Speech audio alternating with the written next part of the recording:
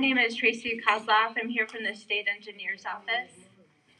Our office also supports the Colorado Groundwater Commission, which is the entity that sets some of the rules around water use here in this part of Colorado.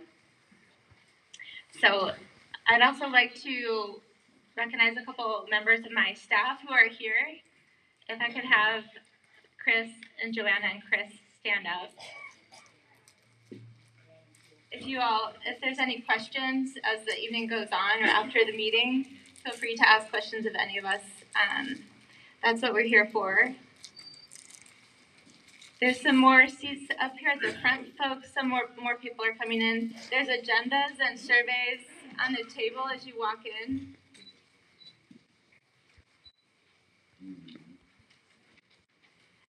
I'd also like to recognize, it looks like we have some members of law enforcement here tonight.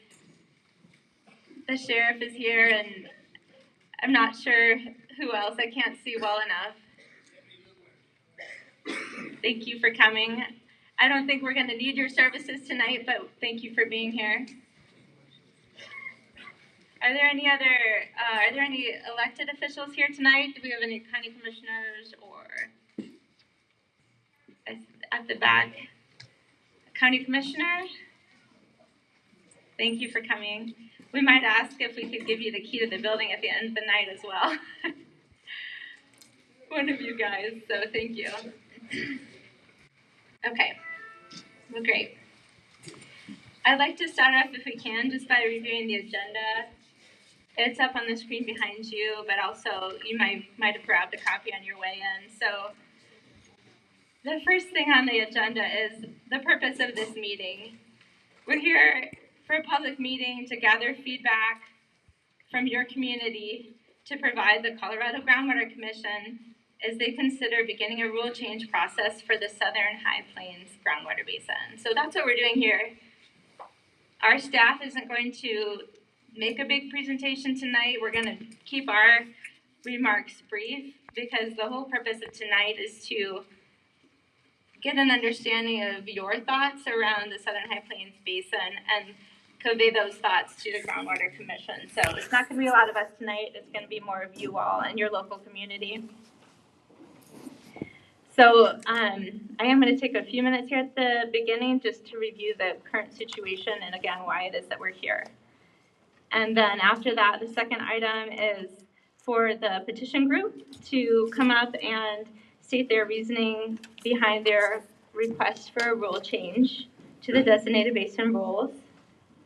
The third item will be the Southern High Plains Groundwater Management District. They'll be describing their position on the rule change request, and I know that they do have a presentation here on the PowerPoint. After that, we will open up the floor to anyone else who wants to voice their opinion. I'll ask, for folks to keep that pretty brief, maybe just keep it to a couple minutes, but we have a mic here right at the center of the room for members of the public, or you're welcome to come up here to the podium and speak. And then lastly, again, I mentioned the survey. We plan to collect these surveys from you all and just provide copies of every survey that we collect to the Groundwater Commission. And we'll also be writing a memo as staff based on our understanding of what we've heard tonight. I should also point out on your agenda here, there's two images.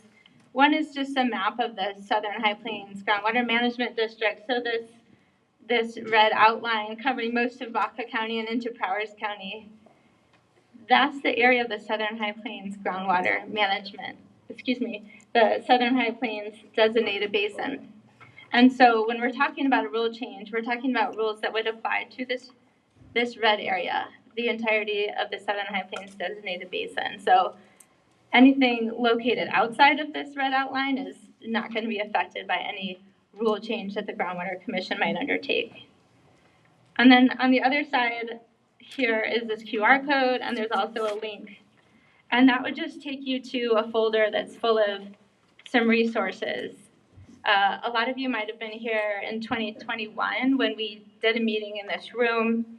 There was a presentation about the physical and legal status of groundwater here in the Southern High Plains. So that presentation is located in the folder through this QR code. There's other presentations. There are studies from 1967 and 2002 about the groundwater here.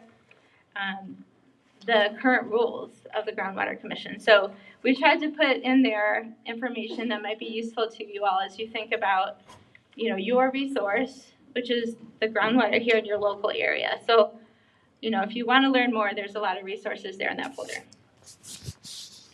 So, but I said I wouldn't talk too long. I do want to thank you for coming, and staff of the commission, we'd like to say you're welcome for bringing you 2 snowstorms on the 2 earlier dates when we were supposed to have this meeting, and thank you for your patience. Glad that the weather held out for us today. All right, so why are we here tonight?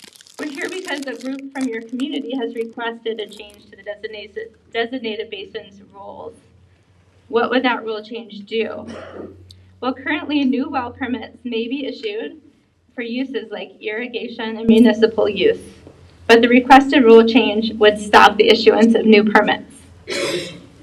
There's no change proposed for small capacity well permits. Those are the types of permits that are for wells that supply your house. So there would be no change to these small permits, but to the large capacity permits, that would put a moratorium on any new large capacity well permits. The request for a rule change went to the Colorado Groundwater Commission. This is a statewide body that makes decisions about groundwater use, in particular in this area. The Groundwater Commission needs to decide if they want to move forward with a process that will consider the requested rule change. The Commission would like to better understand the desire of the local community regarding ongoing well permitting. Staff of the Commission are here to do our best to collect the local community's input regarding moving forward with a process to potentially change the rules. Since we're here to collect your input, I would like to direct you to the existing information. I already pointed out that QR code. The information was covered in greater detail back in 2021 when we held the previous public meeting in this room. So I'm not going to go into great detail about that tonight. But when we were here in 2021, we discussed that the groundwater in the area is being used faster than it's being recharged. This is based on the scientific studies from 1967 and 2002 that I already mentioned. On average, the groundwater levels are dropping in this area. The 2002 report completed for the Southern High Plains Groundwater Management District suggested that at the rate of pumping, the proven aquifer had a life of 56 years. The report also described there was an unproven lower portion of the Jocham aquifer that, if used, would extend the aquifer life to 100 years. But accessing the lower groundwater may not be economical for irrigation purposes. The 2002 report also makes a number of management recommendations that you all might be interested in considering. That's just the extent of the legal or of the physical status of the aquifer that I'm going to summarize. If I could turn to the legal status, it's statute and rules of the designated basins that allow for new well permits to be issued, even as groundwater levels are dropping. But the Groundwater Commission can start a rule change so that new well permits will no longer be issued. The Commission can also consider proposed rule changes that restrict new well permits according to specific criteria. So in other words, they don't need to pass a rule that is a wholesale closure. They could consider a rule that has certain restrictions that isn't a wholesale closure. Or they could just continue with the rules as they are and continue to issue new well permits according to the current rules. If the community wants to move forward with a rule change, the process requires effort and attention to detail. Paperwork needs to be submitted in a certain timeline, and it needs to answer certain questions. A group requesting a change needs to submit clear reasoning for the requested change and needs to pay attention to the steps of the process. This is a legal process. Just asking for a rule change is not enough. There's going to be work to be done. A request for a rule change is supposed to include a statement of the scientific rationale justifying the proposed rule. Although there was a request for a rule change, it was not accompanied by a statement of scientific rationale. Community members should be aware of the requirements of the process and ensure that they're meeting the requirements if they want to be successful in any type of rule change process. So, in conclusion, the facts are that water levels are declining. I think here tonight we're going to be hearing some opposing viewpoints about a rule change. I believe the petition group is asking for a change so that no new well permits are issued for those large capacity uses like municipal and irrigation. I believe that the local management district has a different point of view. And I can't speak for them. They're going to come up and speak for themselves. You know, I think the Groundwater Commission as a statewide body who is not local here to your area. We have one commissioner who's local to your area, Tim Hume is here. Yeah, we have one local commissioner, but the rest of the commissioners are not local to your area. I think the commission would be happiest if there would be a consensus direction coming from your community. They want you all to make the choice for what you want to do with your resource. They would like to hear from you. It's difficult if there's opposing viewpoints from this area, because then we might just find ourselves in a legal process where you have a hearing officer and then the commission deciding what to do.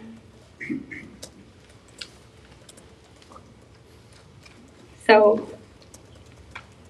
you know, we're going to collect these surveys from you all at the end of the evening. We're going to write down what it is that you're saying. I want to stress that the surveys and what you're saying here is not a vote. That's not how it works. There's not like a majority rules. But I think it would please the commission most if your community might be able to develop a consensus approach. If there's any hope of, you know, collaborating and coming to a consensus and telling the commission what it is that you would collectively like, I think they would be most happy with that. And that might not be possible. I just want to suggest that to you all as, you know, if that's a possibility, even if it takes some time, that it might be time well spent, you know, to be more the, in the driver's seat, I guess, of what is best for your community. But again, that might not be possible, and I'm not really sure, you know, what you all think about that. But if not, if consensus isn't possible, the commission can move ahead with considering the current request for rulemaking or some different proposal of a different change in rule. So with that, that was all I wanted to say to you all as introduction. I think, you know, I'll move along on our agenda, which is for the petition group and then the local district. I think the best way to approach this is probably hold our questions until after agenda items 2 and 3, after the petition group and the district have made their points, because maybe they'll answer some of the questions that you have. And then after that, we can turn to questions and, you know, other people who are here to provide their input. So again, thank you for coming, and I'm not sure who it is from the petition group who was planning to speak. Is that, there's going to be 3 of you all? Okay. So, Sam, are you going first? Or, no, I'm going. How? Okay. Thank you. Yes. Okay.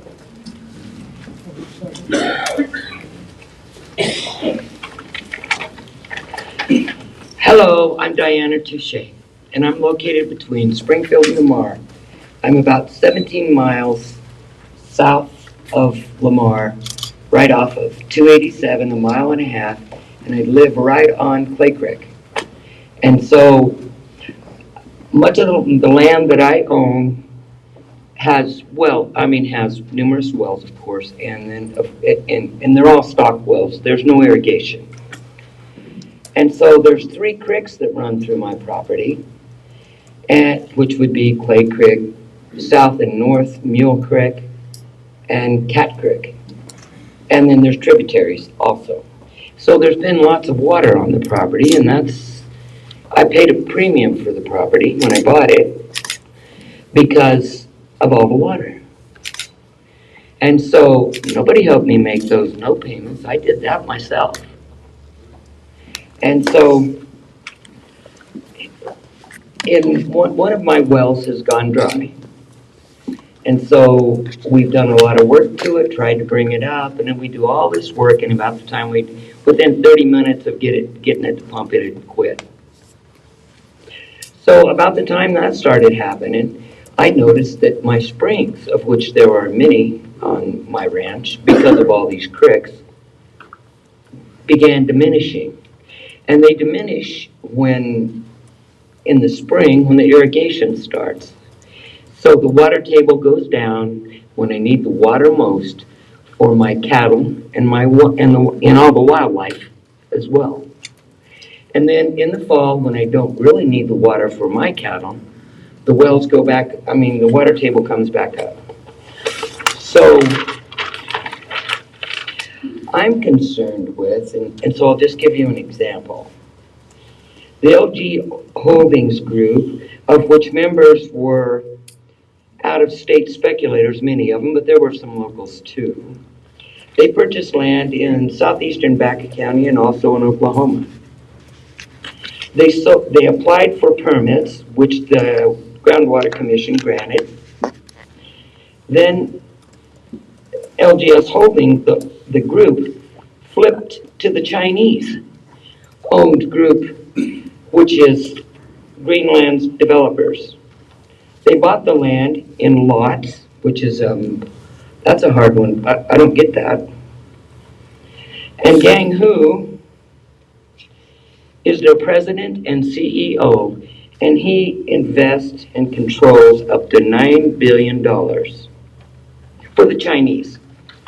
So that's my concern. Thank you very much for your time. Have you got any questions while I'm up here? I'll answer them, just ask me. I prefer to give both questions until after the presentations.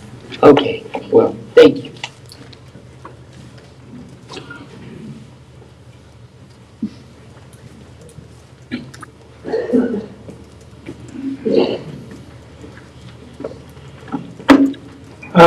Hello. I'm Sam Tillin Smith. Live on some property north of town. I want to welcome you to this community's get-together and talk over some of these issues that have been around for a while. While only recently they've been discussed openly, such as this discussion we'll have tonight. I have recently started to object. I didn't know I could object until a little while ago, but so recently I started to object to people applying for new high-capacity water well permits in this area. And at the last Groundwater Commission meeting, I was soundly put in my place by the lawyer arguing in favor of those seeking the permits. But I'll tell you, a little squeak I did make, plus these other objectives, have brought these issues to light, as witnessed by this meeting here tonight. Close the southern High Plains Basin. Like all the other surrounding basins are closed. And I'm sorry, I can't afford to hire a lawyer to spar with this guy. So if you close it, then I won't have to spend any more money on these objections anymore. I'd appreciate that. But regardless, the water is going away, and chances are that it's not going to come back anytime soon. And this meeting tonight is really about how rapid that going away will be. Given my situation, sometimes I wonder why I even should be concerned with these issues. You know, in my Reaganomics spirit, I'm pretty sure my 2 domestic wells, have enough water for me, for whatever little now I have left. I don't have any cyclones, so I don't know, just something to do, I guess.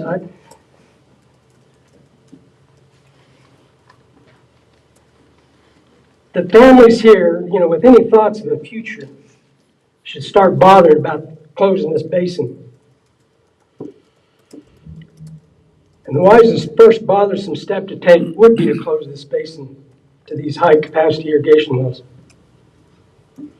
In defense of my position, I would like to make a point that may not be really well understood about the geography in this area.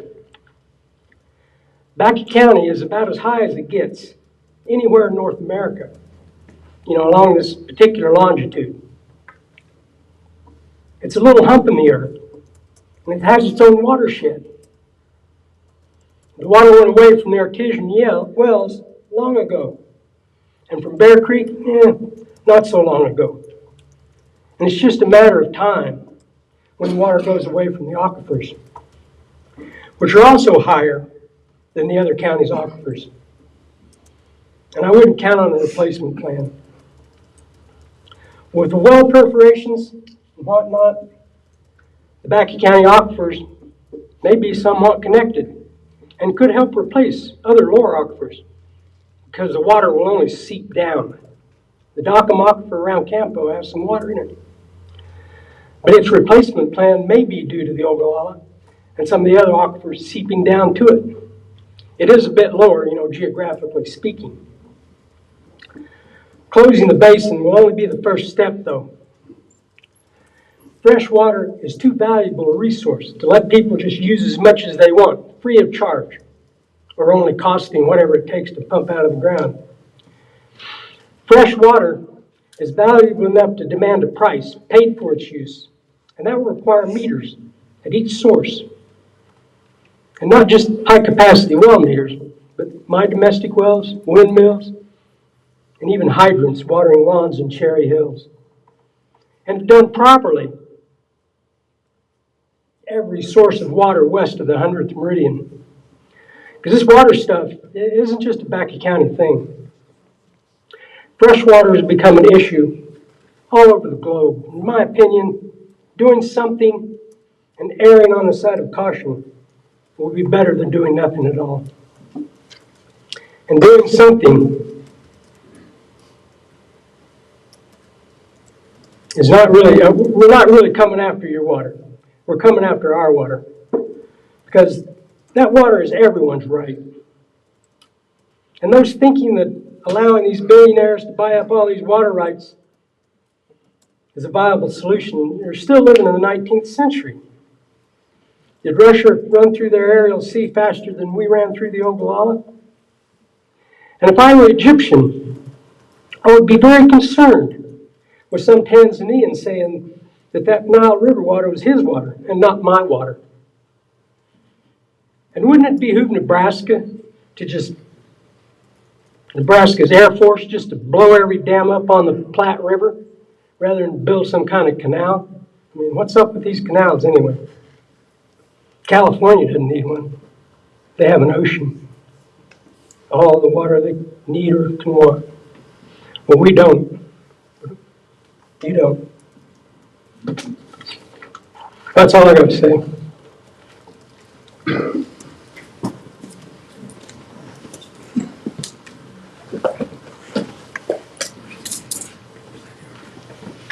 Glad to see so many people here.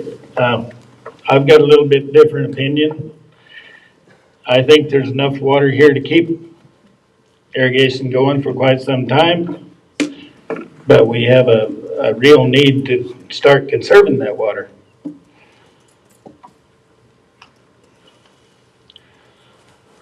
I think there's places that should be allowed to have new appropriations. I think there's other places that shouldn't be allowed to have new appropriations. And I think there's probably enough data now from drill records that you can tell the difference between an area that has water enough to support a well and an area that doesn't have water. You know, when I was a kid, that was 60 years ago. That was a long time ago. Oh, and by the way, I'm not Pete. If anybody's wondering, don't hire me to do your plumbing. You won't be satisfied. But when I was a kid, 60 years ago, I used to mound up these, at 7 years old, I'd mound up the dirt and get it about that tall, and then I'd make a little lake. And I'd use my finger to make a little ditch down around the mountain, and then I'd go to the windmill and get a can of water, and then I'd pour it in the lake and watch that water go around the mountain down into the field. It was a lot of fun. I never thought about, when I was 7 years old, what would happen if I went to the windmill and there was no water there. So it's kind of a reality that we need to be thinking about.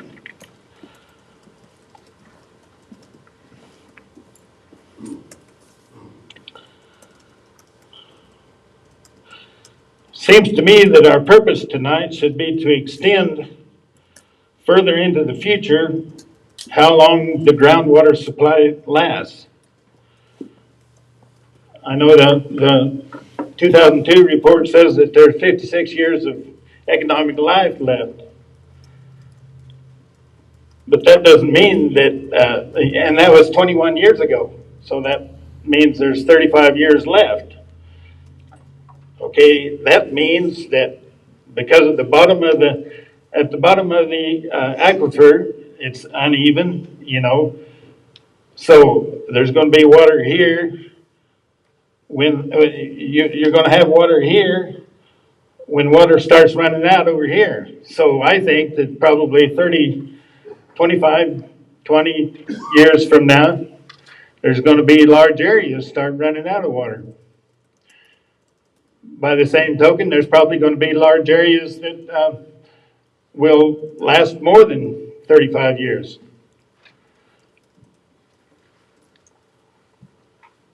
I handed out a sheet of paper. I didn't get near as many copies made as I should have. I handed out a sheet of paper that says there's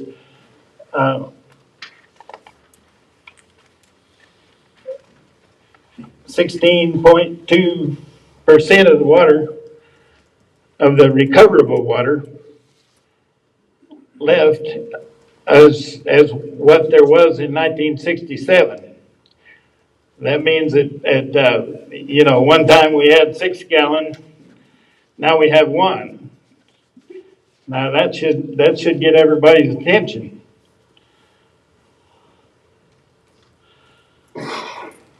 So I believe there's areas that should be allowed to have new appropriations. And I think, I told that story about making the little water in the little mountain and the lake and the little field. That's because I think irrigation is great. I think irrigation is good. Let's keep this irrigation going as long as possible. And in order to do that, we need to put in some conservation measures.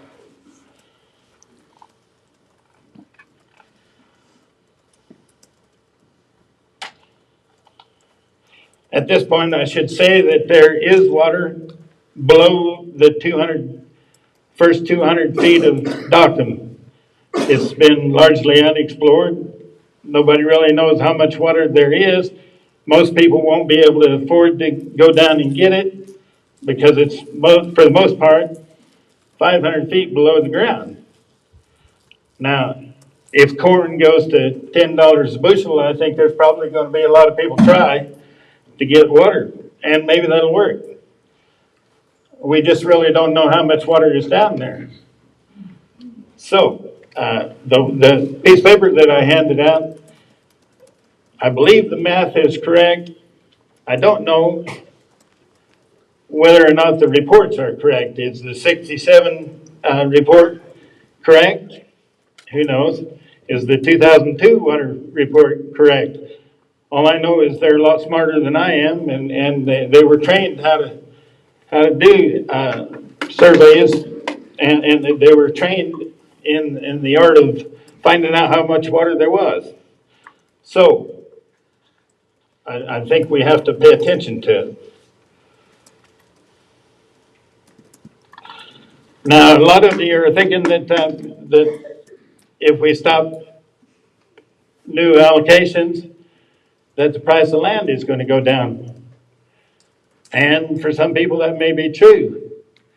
But what happens 25, 30, 35 years from now when the land that you've left to your children runs out of water? I think that's going to cause some economic pain.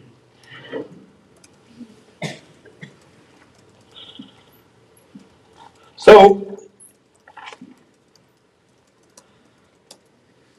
I think I want to assure everybody here that I am a capitalist. I'm not a laissez-faire capitalist. And I tell people all the time that if tomorrow we discovered 5 mines of gold, there's gold everywhere. I don't care if there's only 3 people end up with all the gold. But water is different. Everybody needs water.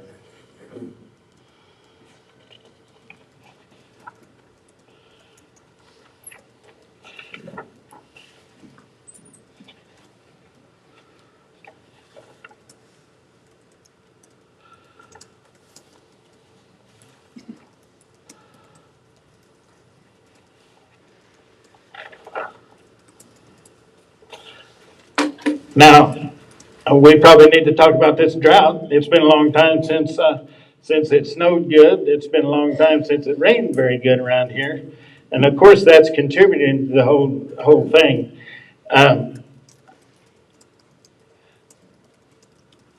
One of these days it'll start raining again. Believe it or not. And what I want to do is give the aquifers the single, there were 5 or 6 aquifers. Now it's considered a single aquifer, which is fine, which is great. And I am in favor of mining the water. In other words, lowering the level of the water. I'm in favor of that. I just don't want to lower it so far that you don't recover it from it, to some extent at least.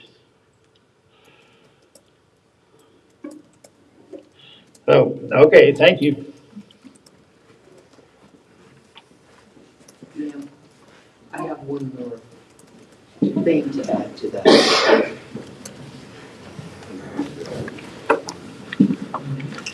So nobody said or said anything about the Ogallala Aquifer being dry, which it is. And so the water's leaching up from the Dockham and the Cheyenne and what's the other one? The what? The Dakota. Into the Ogallala. And that's the areas that Jack is referring to where people should be able to drill new wells. Anyway, the point is, it's dry. All that pure, clean drinking water, done. It was ancient water there. No more. So, I think we should do as Jack suggests, and Tilly. We need to close the basin so that it can recover. So that our grandchildren have something to look forward to in their lives. And that's it. Bye.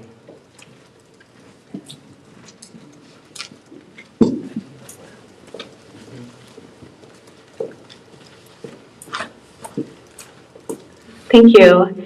I think it's time for the district to come on up.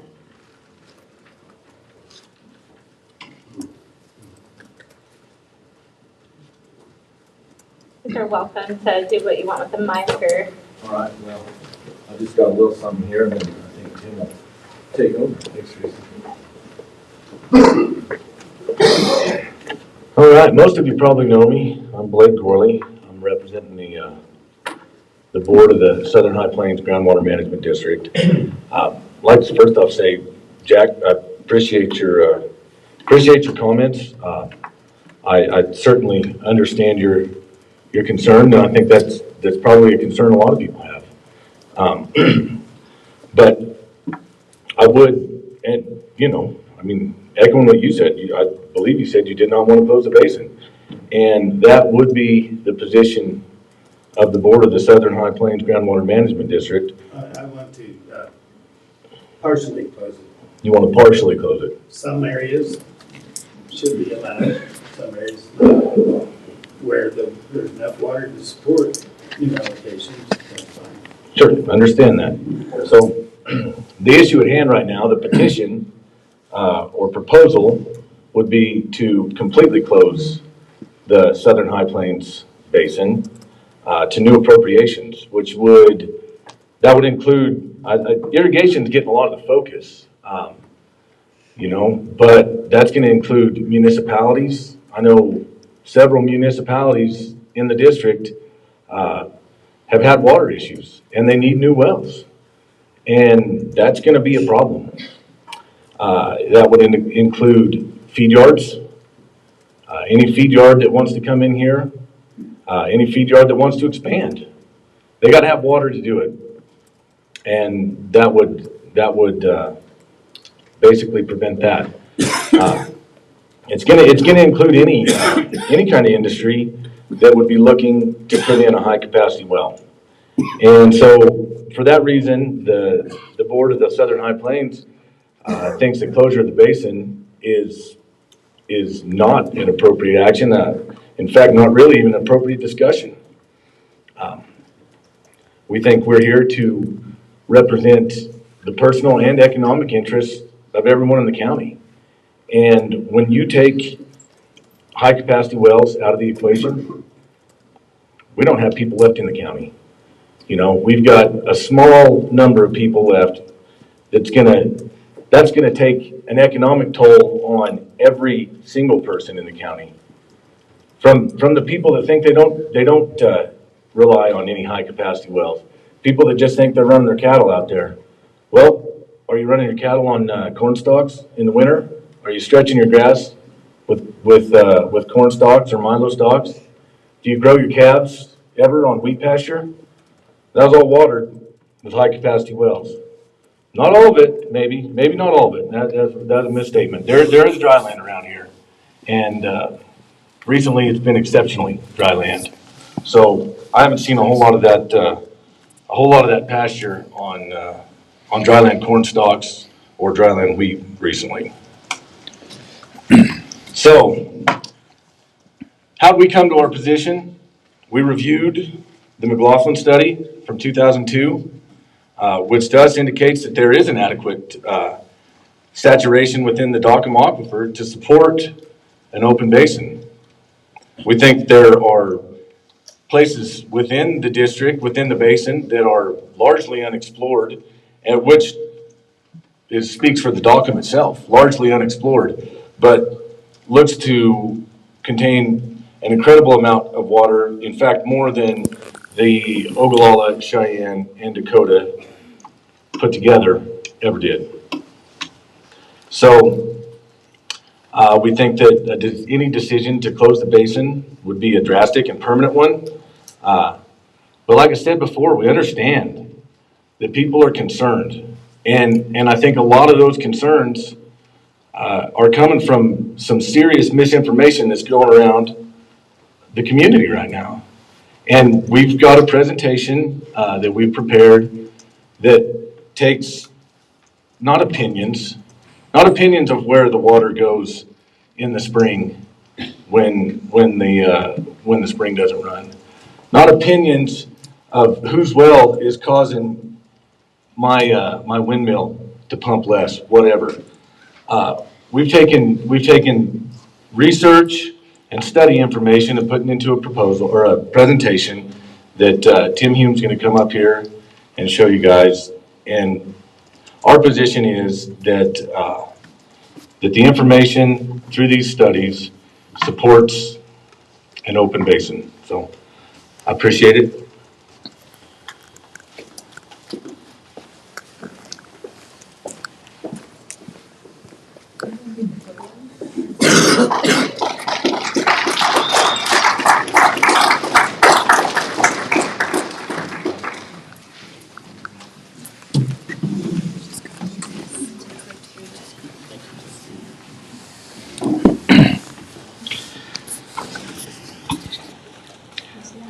Yes.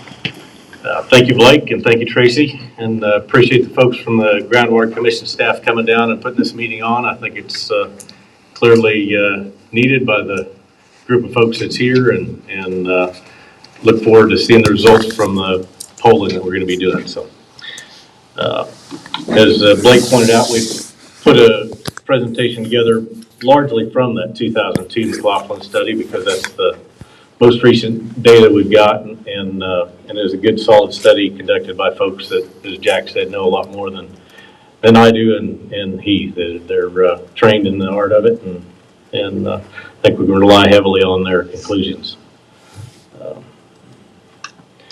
So the basin, I think it's important for all of us to take a look at the map here and understand where we are and aren't, and who should be involved in this discussion and who should have less involvement in this discussion.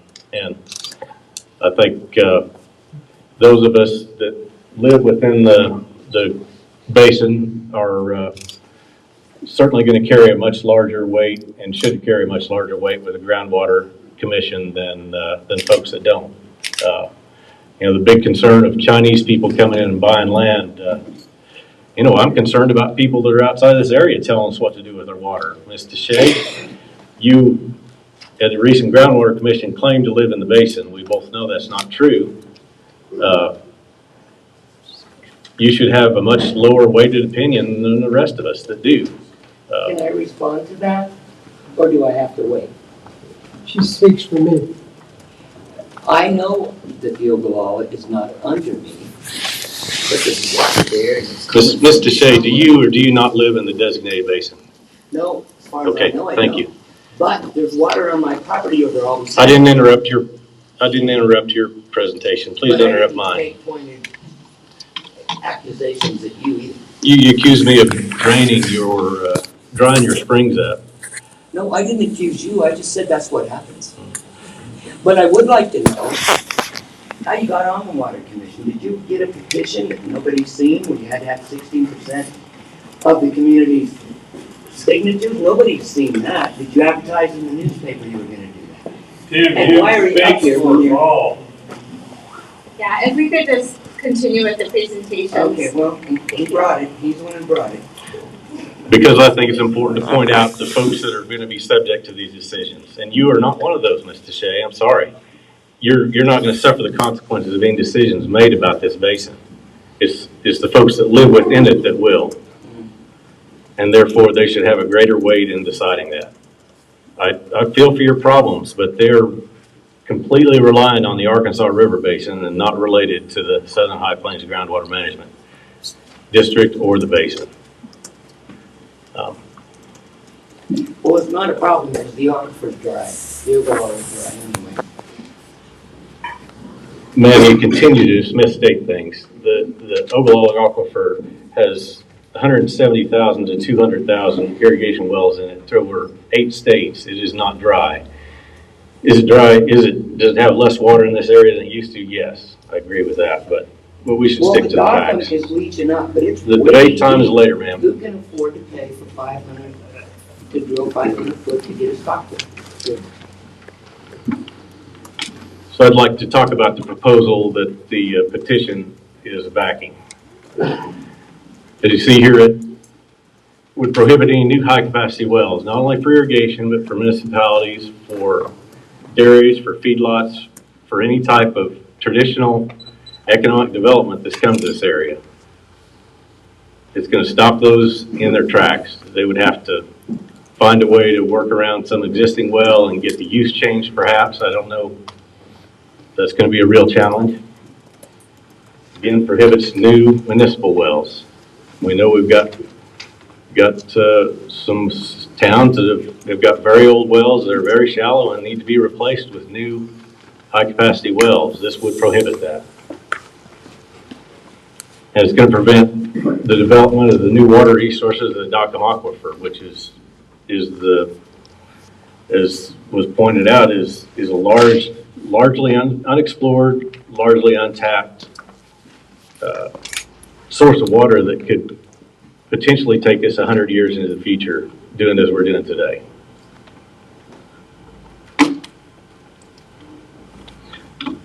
I'd like to just have a few comments about some of the statements the petitioners made because I think it's important to know And everybody can judge them on their credibility as you can judge me on my credibility by what I say. But the petition that was presented, that was really not an acceptable form, that was presented to the Groundwater Commission, had over 80% of the signatures were from folks outside the basin. I want to be clear on that. There are signatures from people inside the basin, but I feel very comfortable in saying over 80% were outside the basin. Many of the signatures were from Lamar, from Wiley, and those folks aren't going to be impacted by any decisions that's made in this basin. It's the people who live in this basin who are going to be impacted by those decisions. And I'll say here that I've been told that folks have been taking this petition around and saying it's a petition to save agriculture in Backey County. I think that's clearly misleading. Well, all right then, the folks at the sale barn are where I got this, sale barn in Lahana, that's what they were told this petition was. So if you don't believe me, Mr. Shea, you can take it up with them. I took the petition there, and I didn't never tell anyone that that's a false representation, a mishood. Did you or did you not misrepresent it, the second most recent groundwater commission, that you were a resident of the basin? I don't know if I did or not. You answered But yes when I'm I asked telling you. I experienced what I've experienced. There's water there, and now it's going down when the irrigation starts. So that's the point. All right. Well, I was at that commission meeting, and you did say you were a resident of the basin. Well, maybe I did. Maybe I just didn't know that.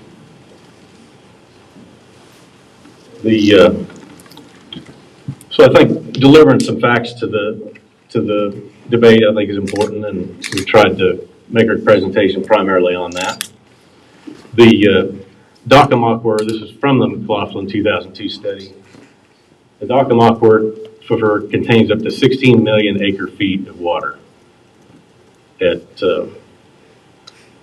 current roughly 80,000 acres of irrigated land underneath the basin. That would take us roughly 100 years into the future.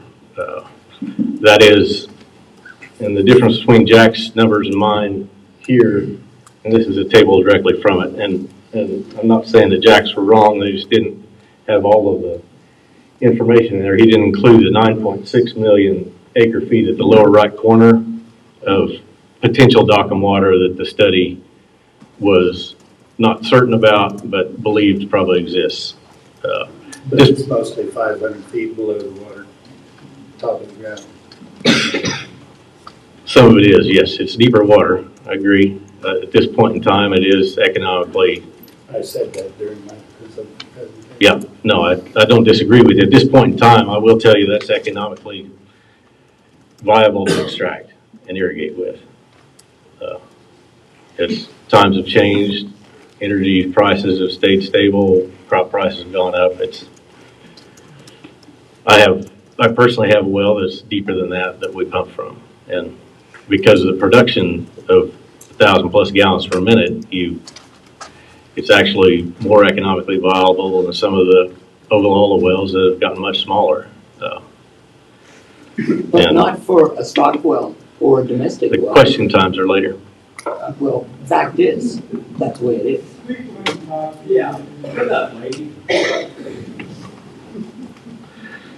I think we've heard it said a lot of times, we're going to run out of water. And I think it's very important to have a clear perspective of what happens as the aquifer pumps down. You know, what happens is you get irrigation wells that produce much less water, at a point, like I say, Jack, that 1,000 gallon well, it makes sense to pump it. If it's pumping 100 gallons or 200 at 500 feet, it becomes much less likely that you're going to economically produce that well. And so the point is, long after irrigation is stopped and is gone, there will be plenty of adequate water for domestic and livestock purposes. So when you hear people say run out of water, let me be clear that that is not going to happen. We'll run out of economically viable irrigation water. That's a sure potential, but to run out of water for domestic and livestock is extremely, it's just not going to happen because I'll get to it a little bit later in the presentation, but we've got some wells from an area that doesn't have much irrigation, and we can take a look at those. But this is from the McLaughlin study. The Ogallala is still an effective source for small domestic production as it recharges the underlying aquifers. So it's not me, this is folks that know better than me. Do you have any figures any more than 21 years ago? Anything more current? I'll get to some of those. We've got well measurements that are more current. And again, question time is later, Wes. I'll let those folks talk. You can let me talk. The Ogallala Aquifer. Just to kind of point out our position in the size of the Ogallala Aquifer, where we fit. There's 13.6 million irrigated acres of over the Ogallala Aquifer. The Southern High Plains Management District Basin has about 100,000. So less than 1% of the total, about 0.7, give or take. I think the number of wells is a similar ratio. Point being there that we can't have a huge impact on the Ogallala Aquifer. No matter what happens here, the Ogallala Aquifer is going to take its course. I mean, we can't affect it by shutting off every well that we have in the basin. So just an idea that we're in a big place and what we do is going to have not a ton of impact on it. The Southern High Plains Basin, the Ogallala Aquifer is much less significant, and really I would say not a significant source of water for irrigation at this point in time. There's farms that are on it, but I'd estimate 10% of the water maybe comes out of the Ogallala that is pumped for irrigation in the basin. That's my wild guess, so don't hold me to it. And everybody's can offer their own opinion, but my experience of one place that has Ogallala wells. And so if we're going to drill a well today, I'm not aware of any wells that have been drilled exclusively in the Ogallala Aquifer for many years, because it's just not. It's not going to. We know it's not going to produce a well that's going to be adequate for long-term irrigation. So those are being drilled at least into the Cheyenne, Dakota, and most of them into the Dockham. Or I think if I were doing it, I would drill into the Dockham today. Again, the Ogallala will remain an effective source of domestic production in most areas. I did look, I was interested to know what irrigated acres have done since 2001. I called the Bakke County assessor, and the irrigated acres are almost the same. They're just within a few hundred acres of being the same as they were in 2001. However, the flood irrigated acres have shrunk to almost nothing, and pivot irrigated acres have increased. So I think what we've seen happen is a conversion to a much more conservation-minded application of water, and so we're using that irrigation water in a much better way than was being used 20 years ago, and certainly before then. The point being that we'll be able to raise the same acreage of crops on less water, which is going to reduce the withdrawals from the aquifer. And again, the domestic water production will continue long after irrigation is not economically viable.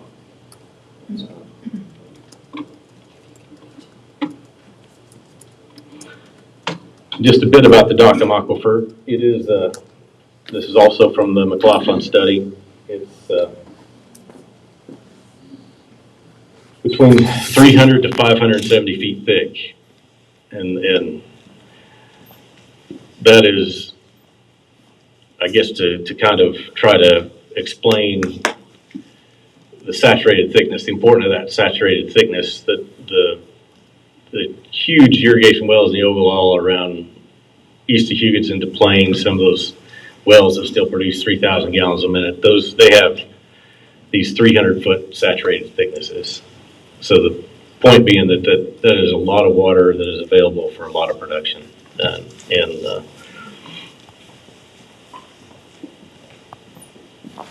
as they noted and Jack said, they only use the upper 200 feet of the formation in doing their withdrawal calculations at that time. I think at this point it's probably wise to examine that more closely and find out exactly what we have and help that inform our decisions on whether to continue to explore that aquifer.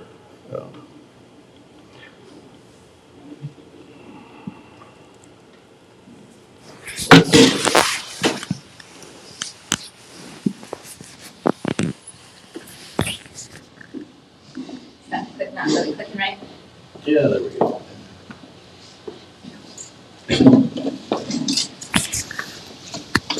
I'd like to talk about the economic impact because it's pretty important. I mean, that's why Packaging County has 4,500 people instead of 1,400 like Kiowa County.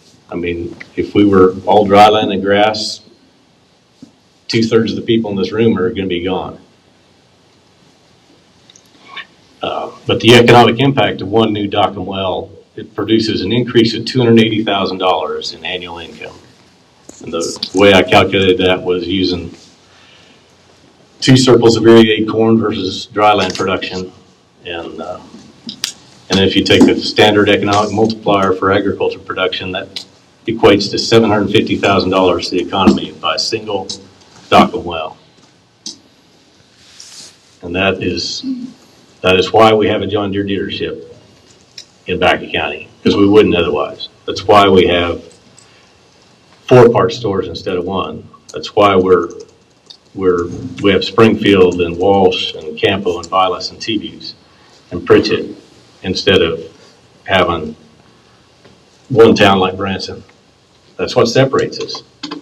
And it's a very significant economic impact.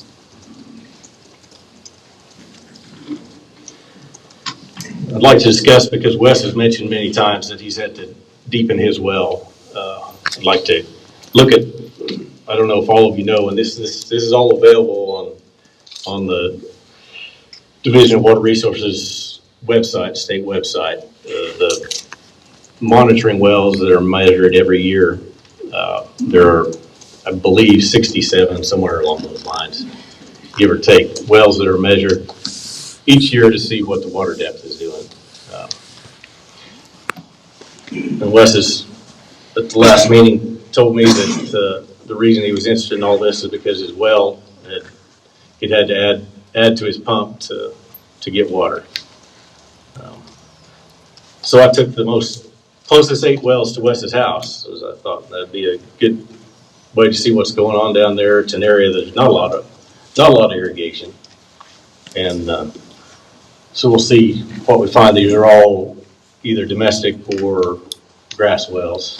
So in an area that there's not a lot of irrigation, and I think this is what you'll find as irrigation becomes not economically viable and irrigation wells are shut down, you'll be in this similar situation, I believe.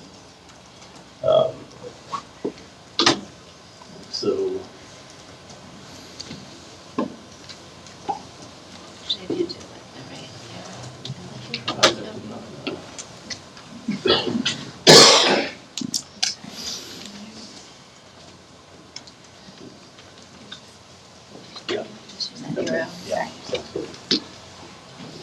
So this livestock well, you can see, and this is terribly hard to see from back there, so I'll read you the numbers are in 50s. The depth of the well, depth of water is on the left side, years are on the bottom, and it was measured when it was drilled in 1974.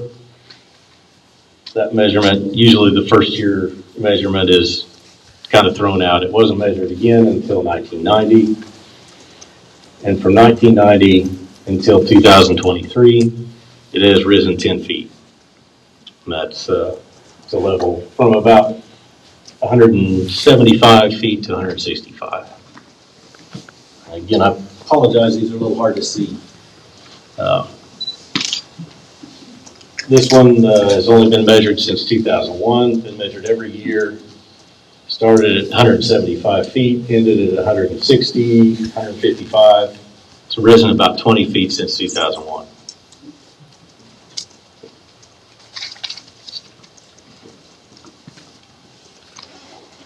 The next one, the dates are 1991 is the first date of measurement. It's about 140 feet to water. Now it's a little less than that, 137, something like that.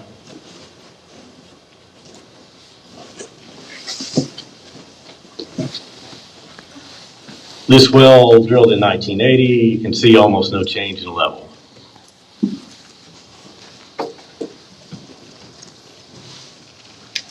Again, this well drilled in 1980, almost no change in level.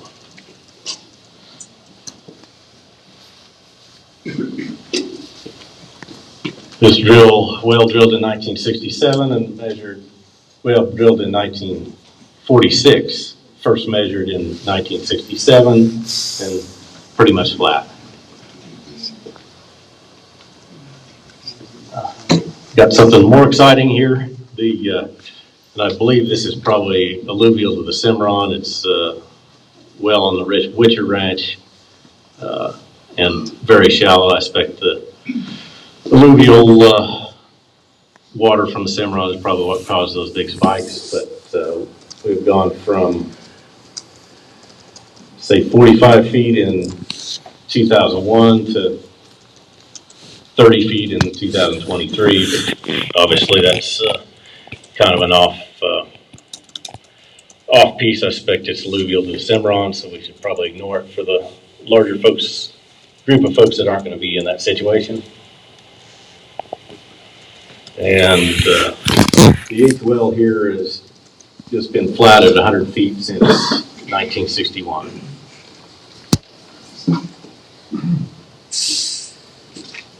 And so the point in that is not to say that we aren't experiencing dropping water levels in places, because we all know we are. But the point is to demonstrate what happens whenever it's no longer economically viable to irrigate, is that we're going to see water levels that are very flat, very sustainable for a very long period of time after that point.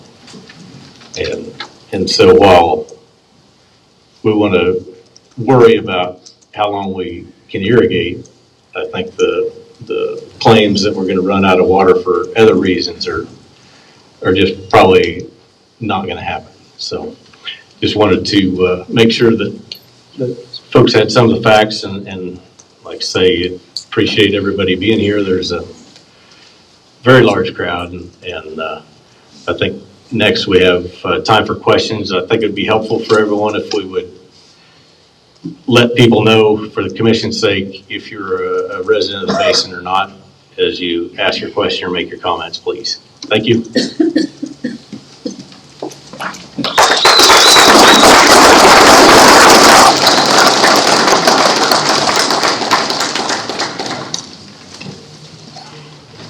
All right, so I think for the sake of planning the rest of our time here this evening, I'm just going to ask for a couple different shows of hands.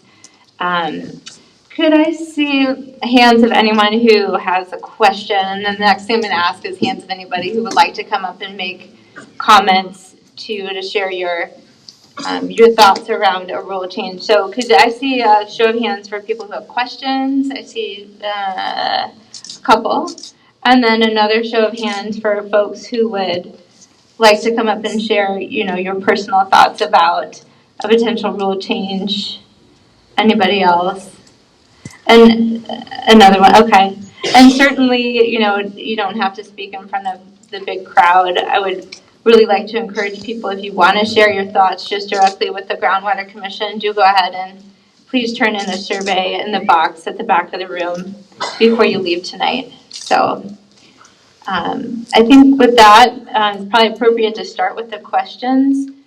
I'd welcome people with questions to you can come up to the mic at the center of the room or come up here and then people can see your face either way. But, don't be shy if you have a question, or if you want to stand up where you are, I'll repeat your question through the mic. You can ask it from where you are, so any of that is fine. Do you want to go ahead, Wes? Or, oh, sorry, Sam's ahead of you.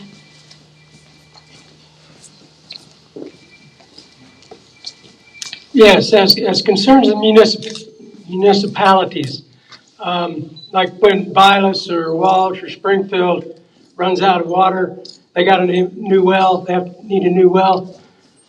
Those aren't counted as replacement wells. I mean, nobody's saying anything about stopping replacement wells. So why aren't they replacement wells? Why do they have to be new? Yeah, that's a good question, Sam. So just to be totally clear, if you have a well and it stops pumping for whatever reason, you can plug and abandon that well and get a replacement well. It's sort of just a duplicate of what you had, but you have to stop using what you used to have. So replacement wells would not be affected by the requested rule change, but any new wells, if there's some, reason that you need to do something different. Also, existing wells won't be affected. Yeah, existing wells would not be affected by a rule change. They could continue to pump under the requested rule change. Mr. Shea. And I understand if you have an existing well that goes dry, you can still apply for a permit. You don't know if you'll get it or not, but you can still apply. It's a replacement. It would be a replacement, right? Yeah, so just another comment that replacement wells are not affected whatsoever by the requested rule change. If your well goes dry and you need to replace it, you could go ahead and do that. So I see your question. I have another gentleman standing here, so if you don't mind. Okay, can you hear me? Yes. I'd just like to say that Jack had an opportunity to be a plumber at one time. He decided to go in a different direction. I don't think it had anything to do. The last time he worked for me, I had him dig about an 8-foot hole, and I had to hold him by the ankles while he cut into the sewer. But I don't think it had anything for him to do with him not being a plumber. But my question would be for Blake and Tim. I'm just curious. I've been so long time. How often do the monitoring wells get checked, and are they checked at certain times a year so that you can tell whether or not like in the fall? I know with the main well at Walsh, the level goes down quite a bit as the corn harvesting, corn season goes along. I think that's probably a question better for staff here because they do the actual measurement. Oh, okay.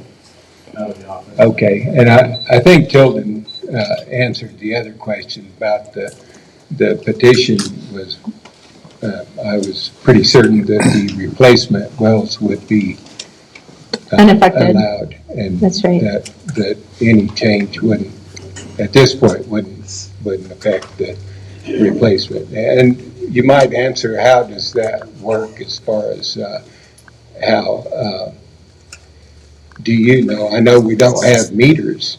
Replacement wells, how do they work? Or? But is there an original allocation that determines whether or not people can drill replacement wells?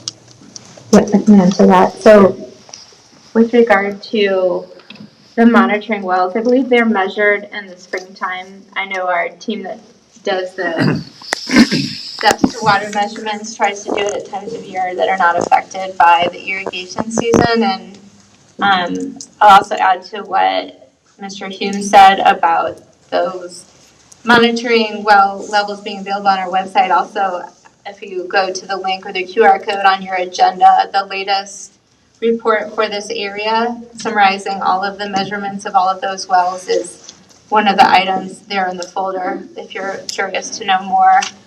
And just regarding the replacement wells, those wells are originally permitted with a certain volume amount, and so that is what a replacement well would be allowed as well. I'm just going to ask my staff over there to correct me or our staff to correct me if I say anything wrong. So A replacement is really just a twin or a mirror of the well that you're replacing. So the volume and use. So, right, if you have a permit for 400 acre feet and 160 acres of irrigation, and you want to redrill your well, you can get a redrill permit for the exact same uses and appropriation. It's if you are choosing to make changes and you want to expand your acres or you want to change your use, that the valuation could affect what you're given. It could be considered a new appropriation. It could require some changes to that allocation. So a straight replacement for what you have and what you would get in replacement would be equal, provided you're applying for everything the same. Brian Kelly. I was under the understanding that a replacement well has to be within so many feet of the original well. But what if I can't get one in that area? Let's say that the town of Walsh cannot get a replacement within the feet of where it goes. Then what? Yeah. Is it 200 feet of the original? A replacement must be located within 200 feet. I think, is it 200, 300? I don't know if the district has, some management districts have rules that could adopt a shorter distance, but if you are requesting for a distance greater than the statutory 300 feet, it would be considered a new appropriation. That's what you would be applying for. Can everybody hear that answer? I didn't hear it very well. Okay. Yeah, so Chris was saying that if for some reason you're not able to replace your well within the allowed 300 feet, then you would be looking at getting a new appropriation. That would be considered a new well. That, you know, the way to do that within the rule change is a replacement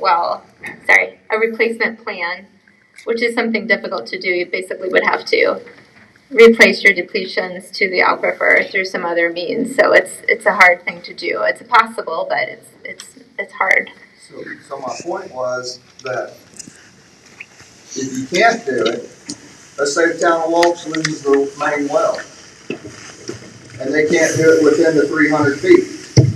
You close the basin, they can't re-drill and get exact well from that.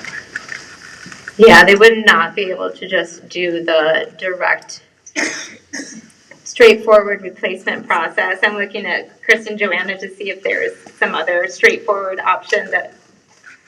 Not a straightforward option, no. Yeah. So, I mean, I don't know if there's a town in that kind of.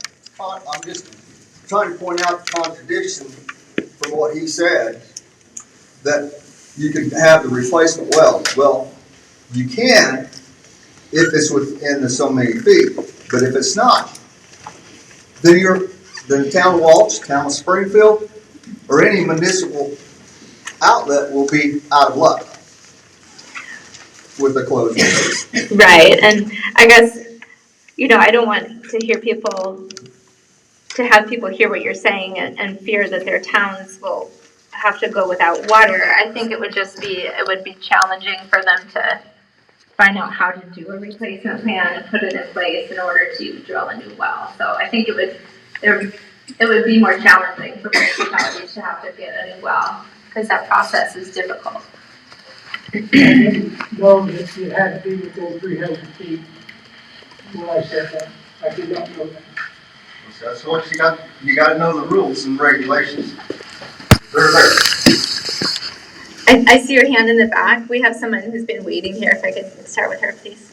I have two questions for you. Oops, sorry about that. Maybe I'll stand back here and you can just repeat it. I have two questions.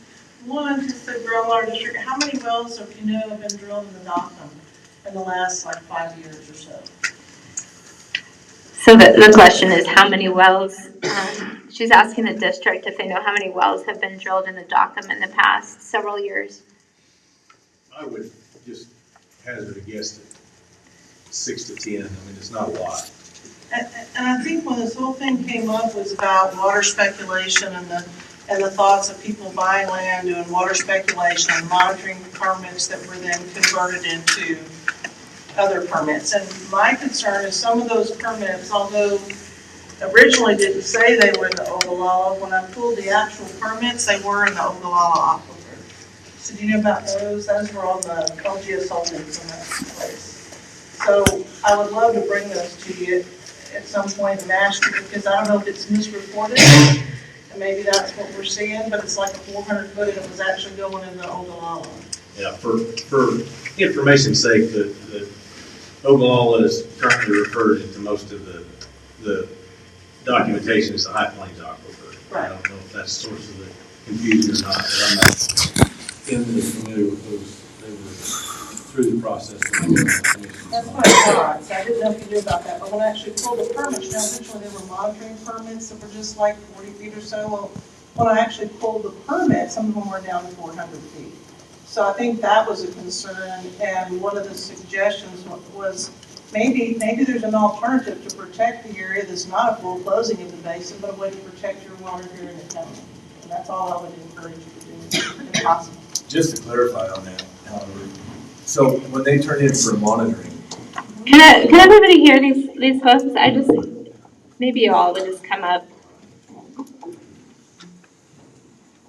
It's just important that everybody gets to hear all the conversation.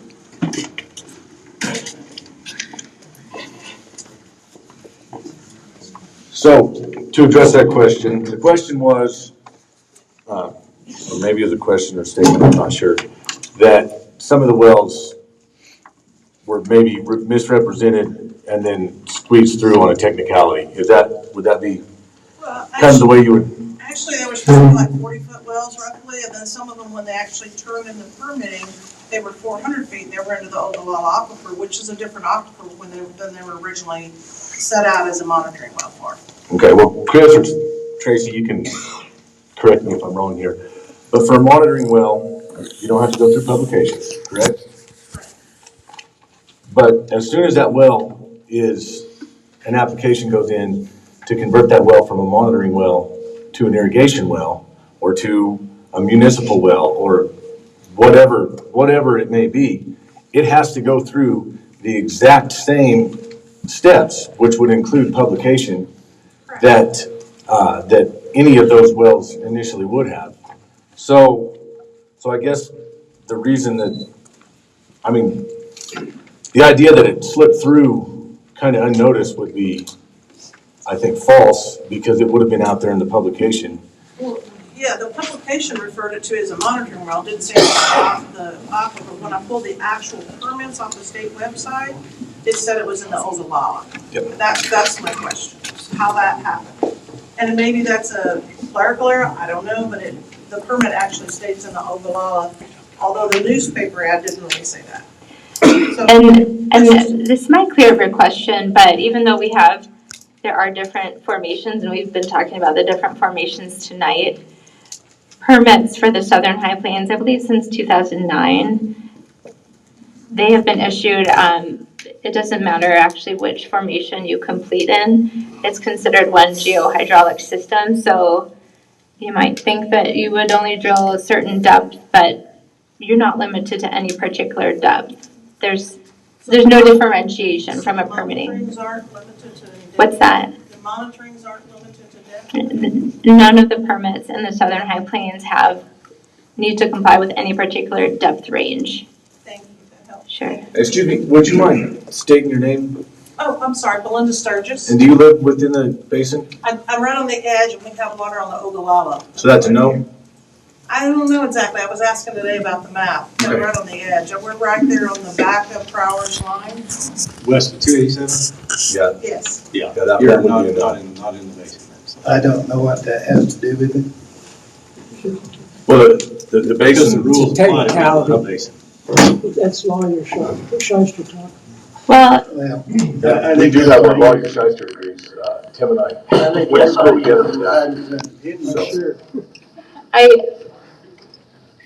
there's some back and forth right now, but one thing that is important is that if you were to apply for a well permit outside of the basin, you wouldn't be subject to the rules we're talking about tonight. So in that way, you're not subject to the rules we're discussing. And so in that way, it is important. Okay, I don't live in the basin, but I have land in the basin for many years. Yeah. I've had 4 wells go dry. I'd like to be able to drill 2 wells deeper. Yeah. And I would like to have confidence that those wells are going to last more than 20 years. And listen, I want to refute what you're saying a little bit about Did you domestic wells. did you want to come up here so everybody can hear you? I think we're being a little bit cavalier about the domestic wells. I think that, yeah, there will always be wells there will always be water for domestic wells. You may have to drill 4 or 5 times to find it. There's going to be areas where I don't believe you'll be able to produce a domestic well, is what I believe.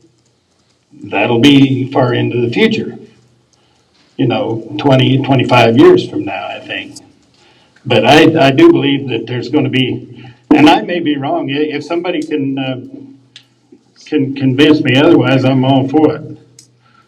But I think there's going to be, there's a lot of domestic wells that have already gone dry because they were in the top Ogallala but they can drill deeper. Okay, but I don't think it's going to be as easy as saying it's not going to affect domestic wells or stock wells. You realize drilling the well is a crap, right? If you're not gonna be guaranteed. Exactly. There's no water there. Exactly, and I want to These guys take chances all the time drilling these wells. Sometimes they don't pan out. Doesn't mean the water's gone. You understand? You're exactly right. Okay. Do you still have your question or comment? My question was so if we purchase water rights or a well, if it already has a permit, would that be a replacement? Because Town Walsh does need a new well. We can get one within 2 or 3 years. We've got a project that we've been working on for 4 years, 5 years. It's gone through a process with CDG and USDA, and it's been all approved. And this could be pretty catastrophic if we could get a well permit for this project that we spent thousands and thousands of dollars on. So the town of Walsh has been working on a project, going through a lot of permitting from other agencies. I didn't follow what you meant about you don't have an existing well, or? We have an existing well, but we have to have a supplemental well. We have to have a treatment plant and, just a whole plan involves another well. Obviously, more than one well. We've got 5, but only one has water. Okay.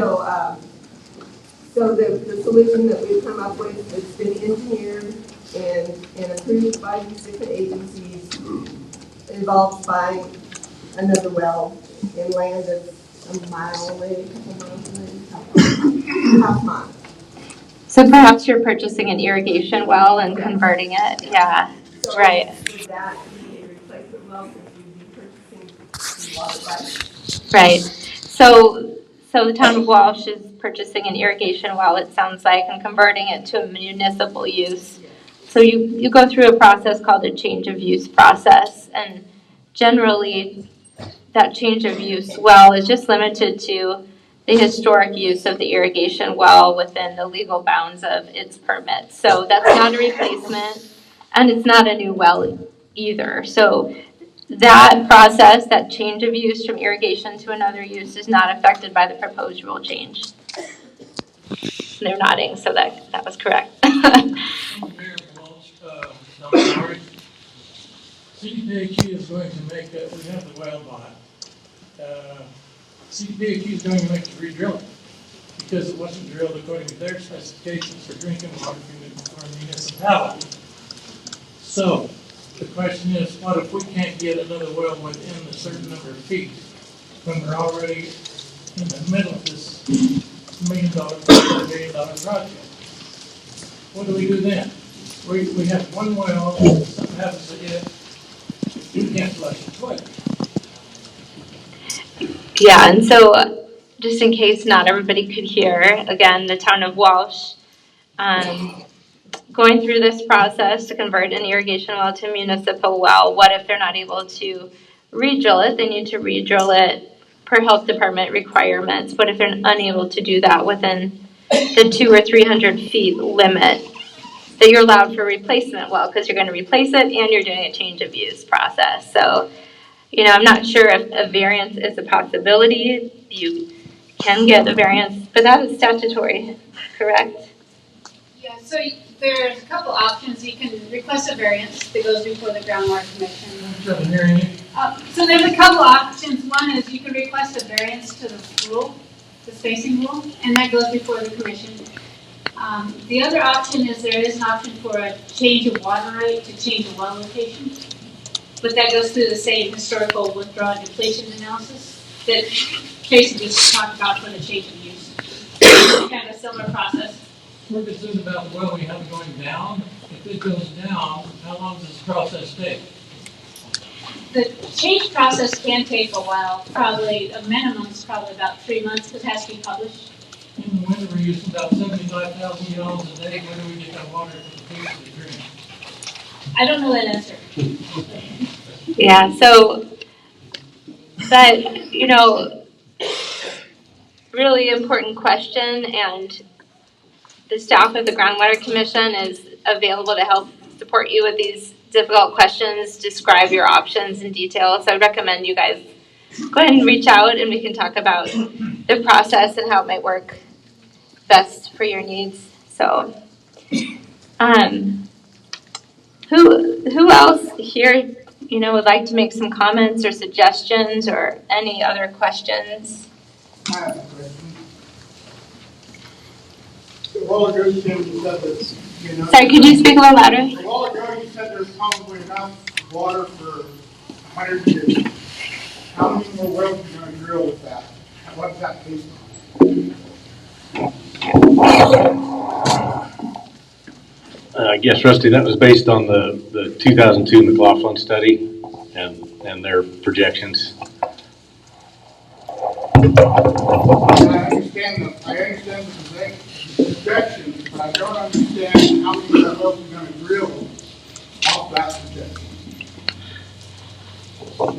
Right, at the moment, I think economics have kept the number of new wells that have been drilled in this area to a pretty reasonable number. I mean, we're not seeing 30 wells a year getting drilled. We're not seeing things like that. It's because there's risk of getting a dry hole. I mean, one in every 3 or 4 wells you get in a good formation is going to be dry, and that stinks, but it happens. And so, to date, economics have handled that. I mean, there hasn't been a huge number of new wells drilled, a huge number of new withdrawals made. It's a fairly leisurely pace, mostly by folks that live in the basin. And I'd just like to make one quick comment about kind of the other actions that have been going on in the basin with the objections to permits over the past several years that I think kind of that have been done by the petitioners, knowing full well that they have no basis under the current rules, the current law. They have no basis to object. Yet they persist in objecting. And tell them, I'm sorry, if you spend $10 to object, if that's too much money for you, because guess what? We need to pay an attorney $7,500 every time you object baselessly to one of our wells. So I don't want to hear you complain about how much money it costs. I'm sorry, it's only $7,500. I wish it was $75,000. And if I can get it up there, I'll do it. They've protested over 70 wells, many of which were not an increase in appropriations. They were only a change in commingling, things like that. They've objected every single one of them. She protested my wells that are 50 years old on a re-permitting, a final permit. And I think that just shows bad faith by the objectors and needs to be known. They've wasted hundreds of thousands of dollars of taxpayer money by demanding these hearings over and over and over every time, while knowing what's going to happen the moment they do. Tim, I did check our map, and we're in the lower corner, right there on the branch, and on that corner between Back and Prowers. So I did want to bring this up. This is a 2020 water study. This is a 2020 water study. On this 2020 water study, according to this, the Ogallala is down 15.8, negative change from 2010 to 2020. The Yackham was down 6.9, and the Dakota Cheyenne was down 10.7. So I would just encourage the whole community to keep that in mind. These are the latest reports posted on the state website from 2020 of the decline in the water. So maybe there's a way you can work cooperatively to manage that. Thank you. And I did see another question or comment in this area. I have a question. What is the difference in the procedure to do appropriations now than it was, say, like in 1959 or 60? Is there a difference in the formula or how it's done?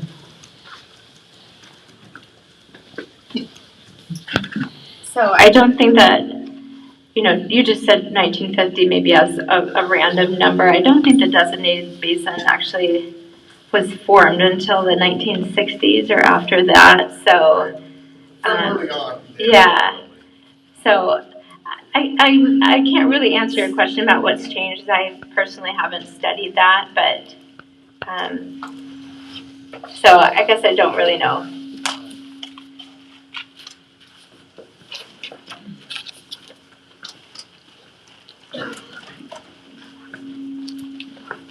Economic development for a few. How many years ago did we have 5 grocery stores in the town? We had 6 ball teams, championship teams, fielded a full time. What do we have now? 2 grocery stores. How many car dealerships, implement dealers, mechanics?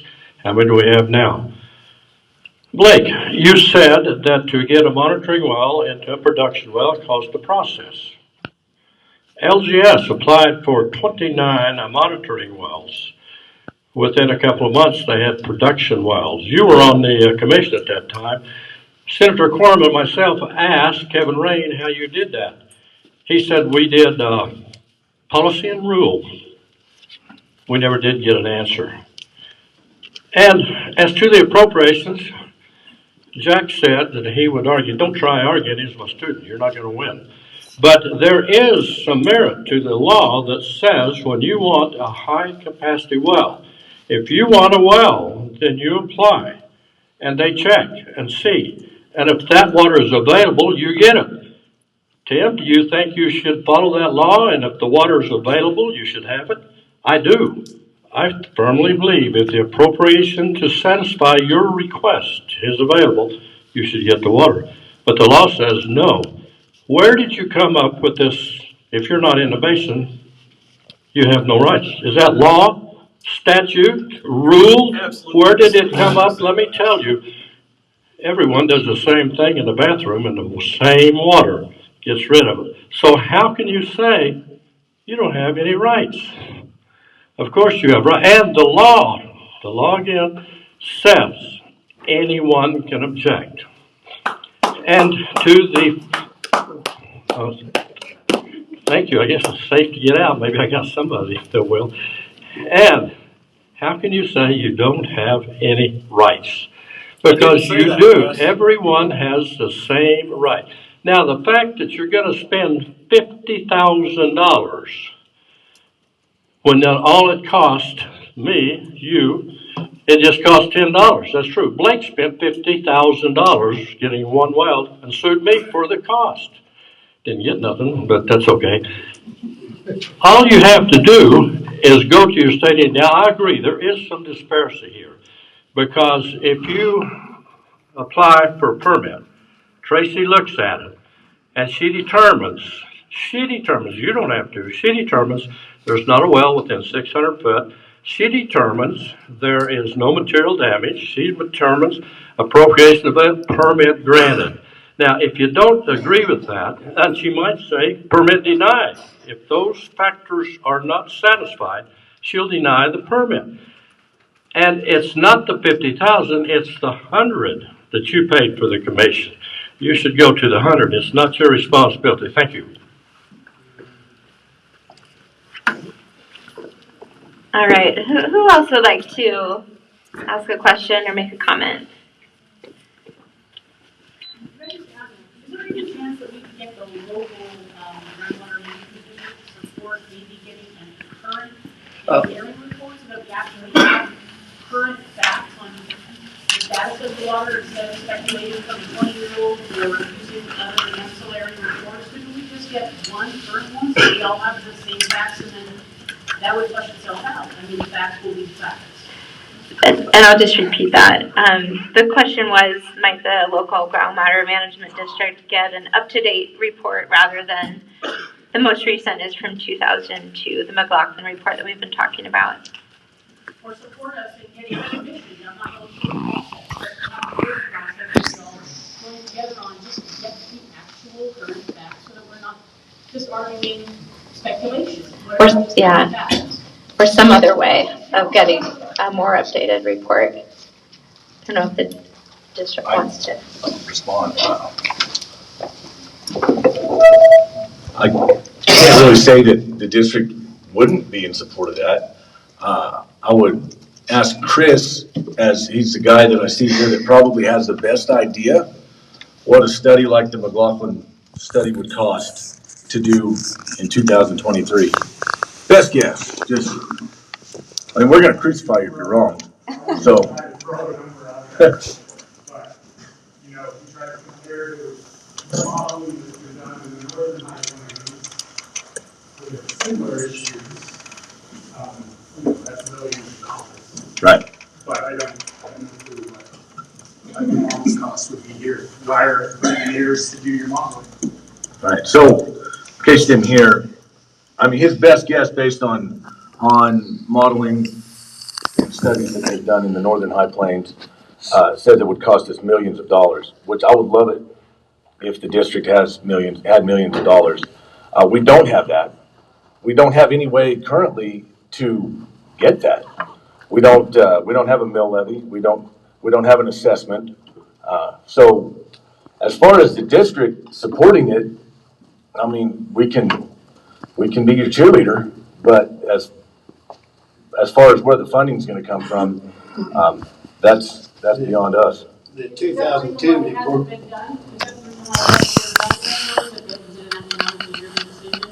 And if there is funding that comes down, that would be something that the community would support because well, we're not against. I mean, I think you could probably tell by our presentation, we only presented information from credible findings. We didn't present opinions. We only presented what are perceived as facts or credible findings from trusted sources. So yeah, we're certainly in favor of more credible information. I think that's always a good thing. Absolutely, yes. We'd absolutely support that. for sure, just to know, because actually the data you're using and extracting your perception from is the same that they're using. They're just interpreting it differently. So all we need is new information that's up to date, and then we can all come to the table and have a meaningful discussion that isn't just based on we think it might mean this or we think it might mean that. Right. I would just correct you though, in saying that we're using the same information and interpreting differently. We're using all of it, and that was the difference. We looked at all the information. We didn't omit what didn't suit us. So that would be the difference in how we're looking at the information. But thank you. So this study I was just talking about was done by the state. That says Matthew Sayers, Chief Hydrology Section. And it's on the groundwater level measurements in the Southern High Plains designated groundwater basin from 2020. Have you guys seen that report, the 2020 report? Are you referring to the annual measurements of the monitoring wells? Well, it's a report filed with the Division of Water Resources. Looks like Kevin Rain and Matthew Sayers, chief hydrologist. And it says groundwater level measurements in the Southern High Plains designated groundwater basins. So it looks like they've already started doing a lot of studies. Well, there's just an ongoing, Right. there's just an ongoing annual groundwater level measurement So my program. question is, could maybe that work with what she's saying? Contacting them since they've already been involved in doing this portion. Right. So, I guess they're two different things. One is just that ongoing annual measurement of levels in individual wells, and the McLaughlin study that was done in 2002, comprehensive, looking at how much irrigation is occurring, how much precipitation is occurring, and what's the difference between our recharge and our withdrawals, and how much water is in the aquifer. And so, a lot of that information is still valid. What they found that there is more withdrawal than there is recharge is still going to be valid. You can get more up-to-date information. It'll be more precise and you'll know more to the date. But, I think a lot of what's in that 2000 study is still going to be valid. So, like Mr. Wood said, though, I think that study was funded by a grant from the Colorado Water Conservation Board that the state agency still provides grants. I'm sure you could apply for a grant to do additional studies. That would certainly be worthwhile, but I guess I'm just trying to say I think there is a lot of good information already. It is dated, no doubt, but it is also good quality information as well. So you're saying you may know where some grants are, is this someone where I can just connect you that, for instance, if I can get some direction as to where to find the applications? Because I did purchase personally the equipment to check the depths of our wells. Okay. I've been tracking them. There are many variables for any of that, it depends on which day you're looking, like I said, what time of the year are you checking. I check mine very regularly, just to look at the different weather patterns and different kind of factors that could be influencing the data. I know it's not just exact, but if there are some places for some grants, I think we should definitely look into it, because if that money's sitting there for that use, then that's what we should be trying to use it for. Also, just one quick question. I'm sorry I missed the very beginning of the presentation, but I may be asking something that was already spoken to, but is it possible in this that you're proposing that maybe just this dock would be able to be drilled, since it seems to be the place where people are agreeing the water is, as opposed to the others? Could the variance of the variability of the depth actually come into play in terms of the rule? Because maybe then you can just only hit where the water is, according to this extrapolation of this 20-year-old data. If it's in the document, then maybe that's the only place we should be drilling. Can that be, drilled down to get that? Is it possible to change or amend the rule to say something about the depth? Yeah, so I think, are you saying rather than a maybe wholesale closure rule change, might there be a rule change that considers that wells should only be completed in the JOCM? Well, I'm only saying JOCM because I've heard it referenced here by the experts that are here, that that's the one where the water is, or maybe is, or something. But supposedly we did know that was it. Just assuming that's true, why not just go there and not to these other places where we know there's stress on the water system? So maybe a rule change that would limit new appropriations to just the DOCM and not other formations that we know are stressed. I'm just trying to repeat so everybody can hear you. Except I can't say it's exactly the DOCM, I've done the research, but something along those lines, if that were to be it. Just go real where the water is. Yeah. I think those are the types of alternative rule proposals that your community could look into and propose. I don't know that I'm qualified to say that would be an effective rule change. It would, do what it is that you would want to do. My question is more procedural. Yeah. Is there a possibility to make a suggestion that it be, defined in that way? Yeah. Not just overall closure, overall open, but some other hybrid version. Yeah.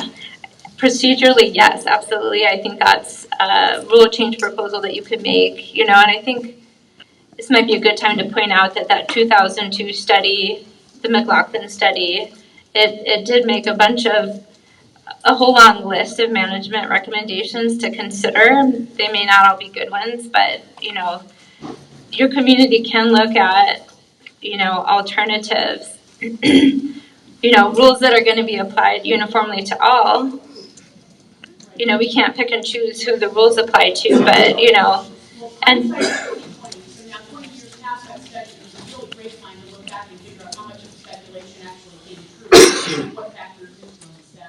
that's why I think these studies would be valuable, but there's a lot of ways to research and analyze the data, I'm sure. So we really are sitting 20 years ahead of where they thought we might be. And now's a great time to stop and look back and figure out if it's true, not just say, see, they said it was going to be true, therefore it is, because that's really false. thank you.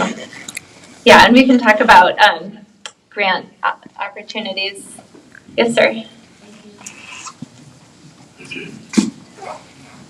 Tracy, how do we get on to be interested parties to the hearing? So if You can tell us that. okay, just while he's making his way to the mic, and My name is Douglas Melcher, and I live up in Pryor's County. I live in the district.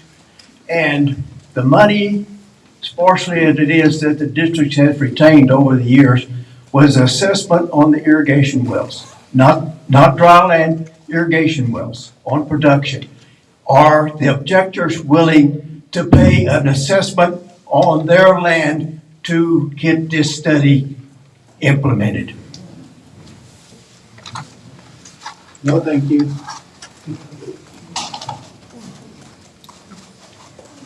Mr. McKinley just asked how to get on the notification list. And I think what you mean is if the Groundwater Commission does decide to convene a rule change process, then we'll start into a formal process. This is just gathering your input at a public meeting. But if they decide to start a rulemaking process, we'll have a list of emails and mailing addresses where you can be noticed if there's formal stakeholder meetings or when there are deadlines in that rulemaking process. And so there's a way to sign up for that notification list on DWR's website, and there's instructions for that. There's a document, again, at that QR code. It says instructions to sign up to be on the notification list. So if you do want to be on the list and get notice, it describes how to do that. Also on the survey number 6, ask for an email address if you'd like to be notified. Thank you. What other questions or input? Folks, yes. Officer, be ready. I'm going to make a statement here. We've been hearing about LDS quite a little bit. I'm Kerry Cromer. We come from Pratt, Kansas, sell real estate for Hayden Outdoors. I come out to the Witcher Ranch when it was for sale, when we had it listed under Hayden Outdoors, just to look for a buyer on that place. In doing so, the place needed a lot of, had a lot of potential with the river bottom being down through there and everything there. And they had the big lodge there that they had suppers and meals at and stuff. And so they hired us to sell their property. So I come out there, I wasn't a listing agent, I was just going to go look for a buyer. And so in doing that, I said, guys, there's a lot of opportunity here, but it's going to have to be cleaned up and dressed up before you can get the money that you're asking for that place. And so they're out, both absentee owners. They said, well, what would it take you to come out here and do this? And we leased lots of ranches back in Pratt, Barber, Comanche County over the years, and grew up raising hogs when I was a child back there, back strictly all farm and ag. So, I threw a wild number out there just to, because I was making a good living doing what I was doing and doing enough, kept us busy enough. So anyway, we kept our place at Pratt, but I moved out here. Wife moved out about 3 months later. A year later, it sold to LGS Holding Group in a year. We've been there 6 years with LGS Holding Group. There's all kinds of stories going on. Wes gets a Colorado Springs newspaper gal out here saying, my trash was another man's, or some man's junk is another man's treasure. And saying that, that these out-of-state buyers just got to wear gold chains, smoking cigars, and have women under their arm. Doug Adams, who's the principal of that, as an 800-person school, Christian school in Stockbridge, Georgia. He manages business. He lost everything in 2008 almost. His two brothers had to sell both their houses. And he knows how to build things back up from nothing. That's what he's done. And he enjoys hunting. So when he come on the place, he said, I want to invest in the hunting and the irrigation because it did have, Baca County had open basin water rights. We've done everything by law. Tim Crawford is our water attorney. We've worked with the state, everything we've done. He knew he was an outsider coming into the county. I was an outsider coming in when I first came in there. And still feel like I'm, an outsider on the way in. I never get off the ranch. I probably know about 10 people in this whole place. So anyway, long story short, Doug Adams come in here. He wanted to improve the hunting, do the irrigation. We went through all the process. Our first application process called for these 29 wells, which Wes was talking about. We went back after that, and I told him, hey, more water and less acres is better than lots more acres and less water. So we've submitted now and have it in going through the process of commingling some wells. But what nobody knows is that we went from putting 11 to 12 circles on that place to 6, and then we canceled wells not to use for that purpose. And so we're actually, just to be clear, so everybody knows where we're at on this thing. That's what we did to help preserve. And now, we did go through, then we purchased down in Oklahoma. I don't know, somebody brought a newspaper from me, and we've all kind of become neighbors now over the years in the local area within 5 or 6 miles, and said, hey, we heard that the Witcher side sold to the Oklahoma Conservancy Agency. I said, well, that's funny. I'm still here, and no, there isn't. And I wanted to come back and ask the board where they got that information from, and why they would announce that in a newspaper addressing it had been sold in Colorado. And they'd never put a bid or an offer in on the place at that time. And they never put an offer in until after the winning offer of the bid was of the sale of the property to the new people, who is John Gary Burns, his brother Wilson Burns. They're 41 and 43 years old. Their dad had a farm store that they sold farm goods out. He said they sell 800 bags of dog food. They said they got coon dogs and they got bird dogs down there, I guess. I don't know, it's one of their big deals. But they grew up on 2,000 acres of irrigated ground down there, plus they raised down there about peanuts and cotton. That's their background, what they did. And so then about 10 years ago, they figured out there was more money to be made buying and selling commercial property, building distribution warehouses for like Amazon or whatever. And they grew up also in a lumber business. And so they had a lot of outlets towards Georgia pine. Saying that China bought the damn place is a damn lie. They do export all over the world, and they do export Georgia pine. And they do it to Vietnam, Korea, China. Their main deal is that they're developing construction grounds there. They turn the farm store. Their dad was a Senate in the state Senate. He's now Speaker of the House in the state Senate. Good guys, down to earth guys. All the guys, they're hardworking guys. Doug Adams, his whole family, it doesn't matter who this at. They wanted to help me more times when they was on the ranch, and I was told them more times than not, you need to enjoy your ranch. Let me go ahead and do what I'm doing here and do that. But we have tried to manage and take care of that. The new guys, there was a bunch of ground that was kind of broke out along the river edge there before the irrigation was there.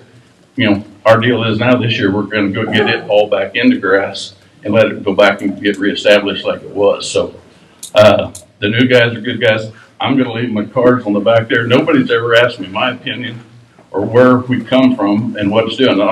And I will say this, it used to upset me.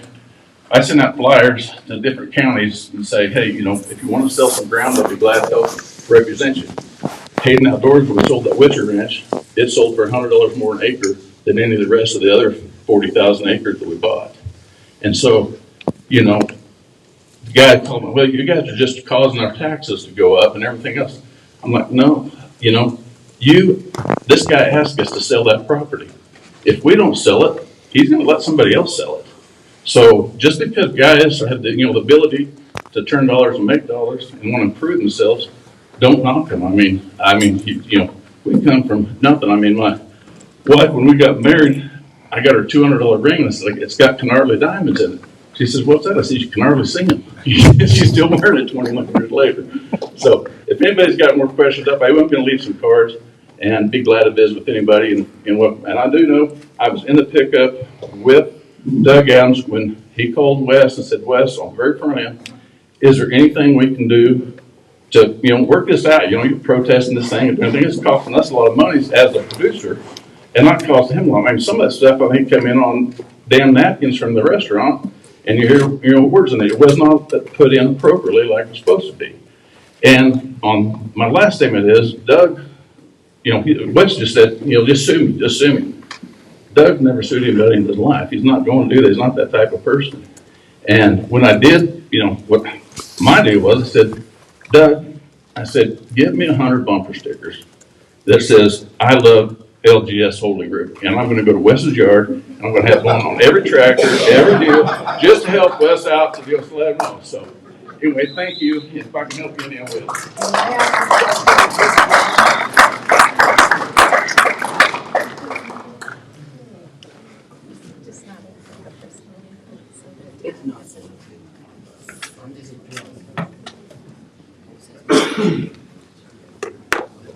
Oh, and also, just one quick 1 second. Also, in the permitting of those wells, as we did those monitoring wells and converted them to irrigation wells, the young lady back here had mentioned that one of them was drilled 400 feet. That was done by Witchers way a long time ago when they were trying to find deeper water. That was not LGS. If it was, it's misprinted because all our wells we get to red bed at 60 feet. We drill the wells to 80 feet, get 20 foot up out of there, and we quit. So, there's I think the first 2 wells, we went to 100 feet just to see if it's getting better. But everybody told us once you got the red bed down there and it's all river water, there's nothing from the Ogallala. If I can get you Tim Crawford's number, he can tell you exactly like it is. We can get you all that information. I do have a question Sure. for you, sir. So, have I been lied to that the Wicker Ranch didn't sell to Greenland developers, the Chinese buyers? They're not Chinese buyers. They're as white as you and I are. Their name's John Gary. They're from Georgia. They're from Georgia? Yeah, they're from Springfield, Georgia. Springfield, Georgia. Red-blooded Americans. Yeah. That's not what the deeds say, Greenland developers. They don't say Chinese buyers. But when I researched Greenland developers, they export stuff to China, Vietnam, Korea. They export stuff there. What does it matter? They do, and they buy land in Baca County, southern Baca County, and I wonder why. It doesn't matter where it comes from. Just because they're little old Baca County. Sorry. All right. Any other questions, suggestions around your thoughts on the Southern High Plains rules?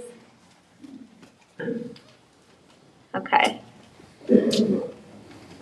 Well, I think that there's no other questions or suggestions around the rules. I just want to thank you all for your time and attention tonight. I will ask again. Sir, you had something to say?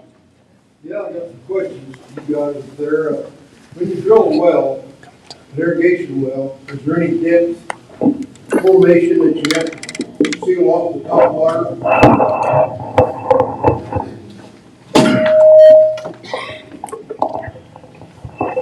So the question was, when you drill an irrigation well, is there any depth that you have to case off the top water?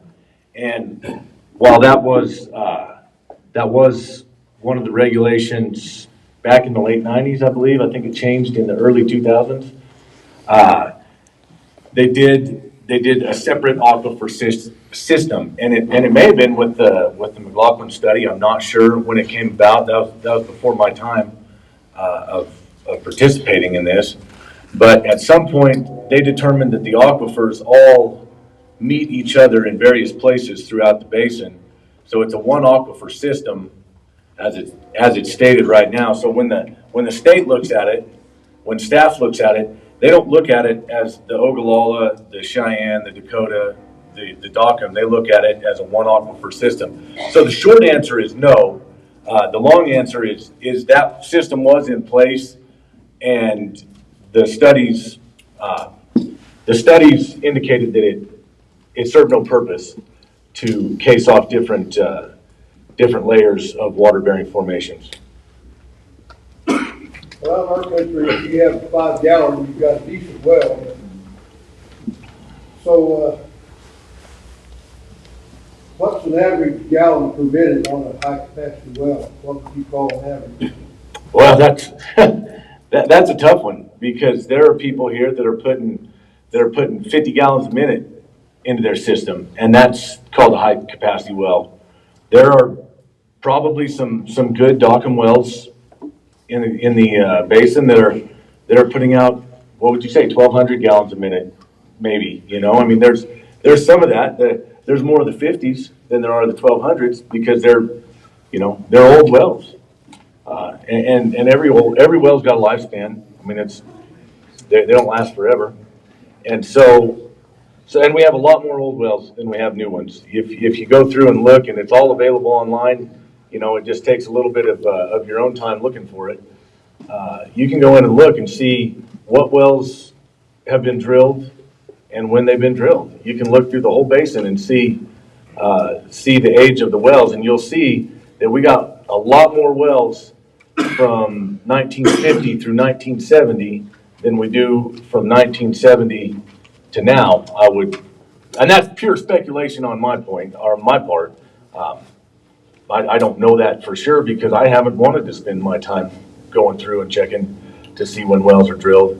But my experience with irrigation wells throughout the basin are that most of them are old wells, drilled 50 plus years ago. Well, it just looks to me like that, I know this is really subject. People don't want to turn each other against everybody. But when you have 500 gallons a minute, why is that top water not being sealed off? If you got 500 gallons, surely you don't need another 3 to 5 gallons. Why not seal off that top water to ensure the people of shallower wells, that their wells maybe won't go dry? So they have to re-drill just for the sake of you having more water. Well, I'm not. Somebody else has to drill a well deeper so you guys can have more water. Like I said, I know it's a touchy subject, but I've had a well driller tell me 2 or 3 different times this year that, well, I can't drill yours right now because so-and-so's well went dry. His house well went dry. I got to go drill him a well. And some of this has been up around 2 feet. The Forest Service has told me down in the Temple area they had to re-drill several wells. I was hoping there'd be some representatives here tonight from the Forest Service. I don't know if anybody made it or not. So then you said that we'll never run out of water. Well, a dry well is a fact. It ain't speculation, looks to me like. Yeah, I think, John, there's a difference between a dry well and running out of water. Re-drilling the well to a deeper depth is still a capability. We're not going to run everybody out of the country by running out of water, is what I'm trying to say. I recognize it's cost to people, and it's cost that we need to take seriously. But I used to work for a farmer over East Garden City. Back then, if you had them wells was 1,200 gallons. I was talking to Gary the other day. He said a lot of their wells are down to 200 gallons now. And that's what we're probably in Oklahoma, I'm guessing. yeah. Another thing that I've always thought about, I don't know how much fact it could be, but the government came out of so many different times trying to get some of our land. Pinyon Canyon expansion, National Heritage Area. But what better way to get us off the land than to let us run out of water? So you want the government to come in and play more of a role in the basin, is what you're saying? I mean, that's what it sounds like. Sealing off the top water instead of letting it run deeper and deeper and deeper 24/7. And who made that rule change as far as letting all this water commingle and go down deeper and deeper? Who made that change? I presume at some point it went through the commission back probably right after the 2002 study, I think, would be my best guess, but I can't answer that. Was that the fact. Southern Plains, Water It would have been the State Groundwater Commission would have made that determination, change the rules. And I think that road was in effect, I think, in 2006, because we drilled a big well up on Horse Creek, up 800 foot, and we had to talk about, we had to seal everything off, going out down to the Winwood. But we had a big well, if we were able to take them all, we could take a couple hundred feet out of the dock. It just wasn't enough. I'd say I certainly don't disagree with your idea about casing off the top water if it's effective in places that we ought to do it. I mean, there's nobody that I know of that lives in the country that takes the top water. Yeah. That would interfere with their house well. Yeah. That's just push. On wells, I've drilled 3 wells in the past 5 years or so, and I didn't put perforated casing in the Ogallala because it's, like you say, it's probably not worth paying the price to perforate the casing, really. Might create a bigger problem with cascading. Yeah, It does. Right. It absolutely does. I keep hearing reference to Stockholm Bell, but I thought it was all one system, so I'm not sure why sometimes it's called something when it's supposed to say that way, and then it's not supposed to say it all together.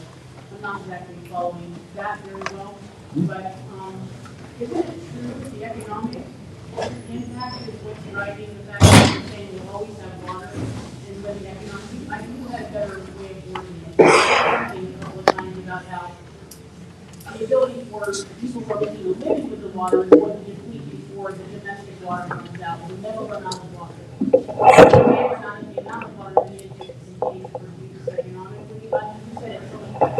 But if there isn't an economy, there won't really be much need for domestic water. We wouldn't be able to live here and we have no way to support it. So they kind of go hand in hand. That's a thought I'm having anyway. They aren't separate. Because if there's no way to produce a living, when you stay lit, it kind of goes in line.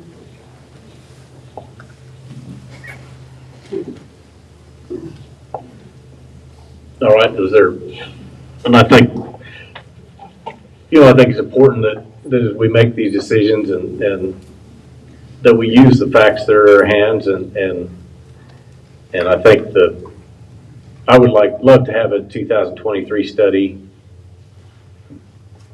absent the cost. I mean, that's going to be a big hurdle to get over, but if we can find a way that makes sense, what doesn't want good information? What the problem is, we have actors currently who are ignoring the information that we have today, and if we're going to do that with new information, what's the point in getting new information? So if we do get that new information, we need to have folks in the room that are willing to pay attention to it, willing to abide by what folks who are much smarter than me, as Jack said, are going to tell us. And from that study, they've said that the Ogallala will continue to be a source for domestic and livestock wells. I mean, these are folks that are certainly a whole lot smarter than us and a whole lot more versed in the issues. But the problem is we're relying on folks like Wes, who at every turn tonight, he gets up and he tries to say that I'm trying to take away people's rights. I mean, I think that's absurd to say. I think we need to make this decision based on the people that are going to have to deal with the consequences of that decision. Should have a bigger say in the decision. If that's taking away people's rights, I guess it is, Wes, but I don't think it is. And you didn't want folks from out of state to be able to tell us what to do, and you have folks from out of state that are you're putting up to protest our permits all the time. You simply aren't credible, Wes. You've thrown your credibility away, and it's shameful. And I'm not sure it's his credibility without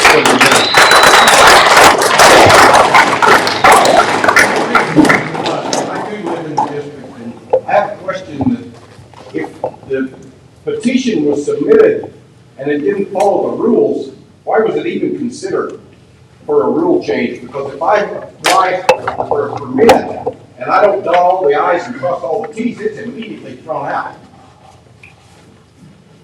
Yeah, so the commission hasn't actually taken up the petition for action yet, so they'll meet again in May, and,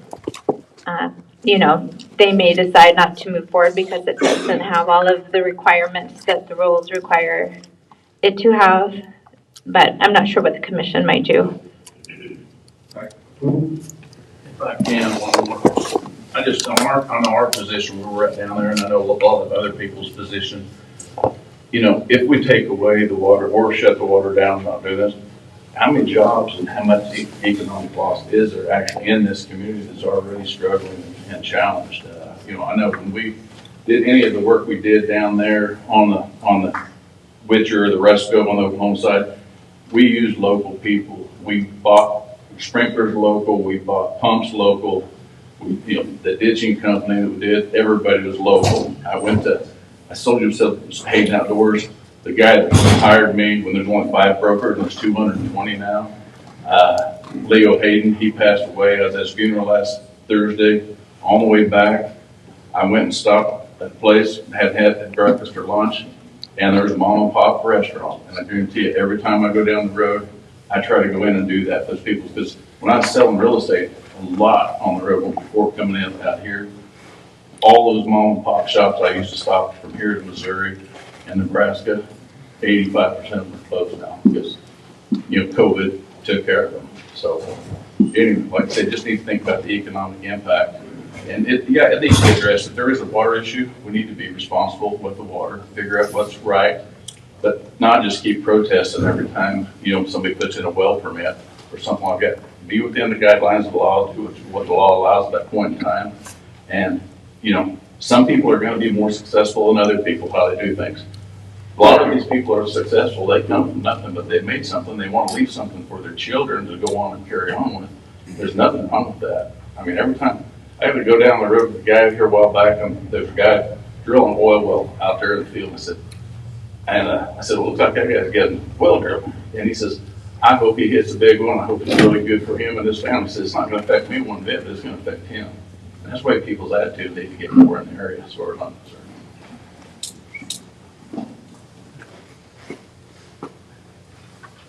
Won't you know the impact of closing it and the same impact that we got when we ran out of water?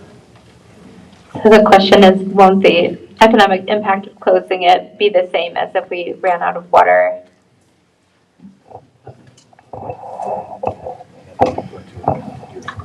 Yeah, eventually, if there's no irrigation, then you're going to have the same situation. It's just a matter of if it happens now or if it happens in 100 years. And we've got a resource that's unfortunately really barely renewable if it is. I mean, it's, as somebody pointed out, ancient water, and it's just a matter of choosing how long we want that to last. And I think that's something that's up for discussion, but I'd like to do it with folks that are going to rely on the facts and that are going to rely on the economic good of their neighbors and be thinking about that while it's happening. These wells aren't just good for the irrigator, because you saw back in our presentation, $280,000 increase in gross income, but $750,000 in economic activity. And that's what keeps, I can assure you, there would not be a John Deere dealership in this county if it weren't for irrigation now. And that's not to say that irrigation is going to go away if we close the basin. It's not going to immediately go away. But it's going to go away a lot further, and we'll have 16 million acre feet that will be a resource that stays buried forever. And I don't see why we shouldn't use that in a meaningful, rational, well thought out way. I think I need to say again, nobody's trying to shut down any wells here. None of the existing wells would be affected even with this. I don't go so far as to say all the new capacity wells should be denied. I say it's some percentage should be. But nobody is trying to do away with new, existing wells. Jack, yes, all of our wells have been protested by the bunch for final permits, and they're existing wells. So where's your argument? Those are 50-year-old wells. You're protesting the I final have no permits. idea what, I guess I don't know anything about that. Yeah, they're final permits, and they're being protested by the lady that was sitting there that left. So you're not talking about new appropriations? No. Really? No, we've protested every change in use for years and years. He's not the only one. Les has protested mine. In matter of fact, he went as far as he let some other wells pass, but protested ours. Down there has protested on behalf of Violet's protested wells. On behalf of Violet City of Violet. Just for clarity, maybe I can describe that there's two different things happening. You know, we're talking about a rule change about closing the basin, and at the same time, for the last several years, new permits, new appropriations, and recently final permits have been objected to after their publication in the local paper. And so that goes through, you know, a separate process that hasn't been successful. The objections haven't been successful. The permits have been approved because they are going through the appropriate process, but there have been a lot of objections, and right now there are some final permits that have been objected, and so that puts them into this hearing process that is a delay. So, and it's costly. A lot of money. Yeah, it's costly because it tends to people then hire lawyers. It is quite costly. So, but there's two different things. There's objections to new appropriations and final permits, and there's this rule change that we're talking about. But, you know, difficult things happening in this area for sure. I will say the connection that Curtis was trying to draw between those two is if they say we're not after existing wells now, and yet the same people are protesting existing wells from being used, or trying to object to them, the permits of existing wells to be used. Yes, I wasn't aware of that. Yeah, well, it was in my presentation. What is the ramifications with if you close the basin? And I'm not just saying for irrigation. If you close the basin, how is that going to affect stock wells, domestic wells, municipal wells? How does that work if you close the basin? Would not impact domestic or stock wells. Small capacity wells would not be affected. Permits would continue to be municipal wells and irrigation wells, feedlot wells, dairy wells, any large processing plants requiring water. Those would all be. We wouldn't have any new wells for that. Clarification on that for everybody. Kim, for a point of reference, would that boundary be like 15 to 16 gallon a minute well? Once you bump you up into livestock or livestock containment facility or dairy, anything less than 15 would be a disaster.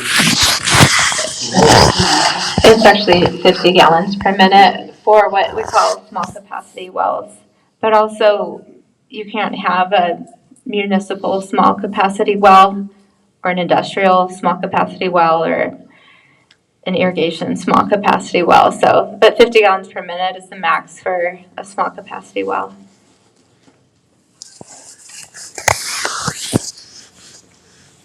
Any other questions or comments? Yes, ma'am.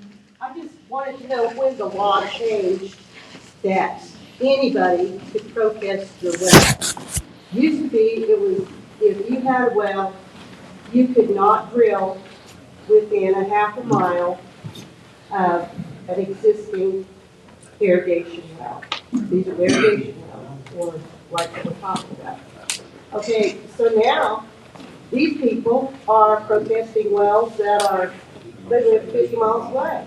Yeah. That's not going to affect them. That was changed in 1969 in the Groundwater Management Act, which give us Title 37. Why is it just now taking it back? Yeah, Dixie, to explain that with facts, I'll do that. The rule hasn't changed. these objections are, yeah, the objections are, they don't have standing to object. And that's that's what they've tested over and over 70 times is the rule that says you have to have a high capacity well within a half mile of this well permit in order to object. That's in the rules, it's been in the rules. Which rule? I don't know, I don't have it memorized until then, but it's in there. I got it. What rule is that? Yeah, Yeah, the rule for objectors is to have an objection that is adequate to be heard. You have to have a high capacity well within half mile of the permitted. Where is that? You know, Wes, I don't know. I'm not going to play this game with you. That's the rule. It's been the rule forever. What they're doing, Dixie, is just ignoring that rule, going ahead and objecting, and they go through this entire process that costs the person filing the permit $7,500, goes through that entire process just to continue to prove that that's the rule over and over again, 77 times. I will say, excuse me, just a moment, to that point, that since presumably Wes has read it and he's right, since 1969, the ability to contest a well has been out there for basically anyone to make a contest.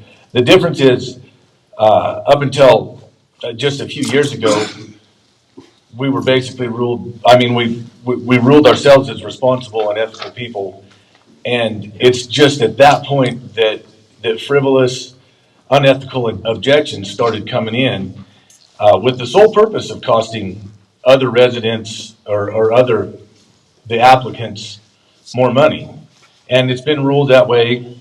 And we can hear about what the law is or what the law should be, but that has been handed down to the contesting group from first the hearing officer.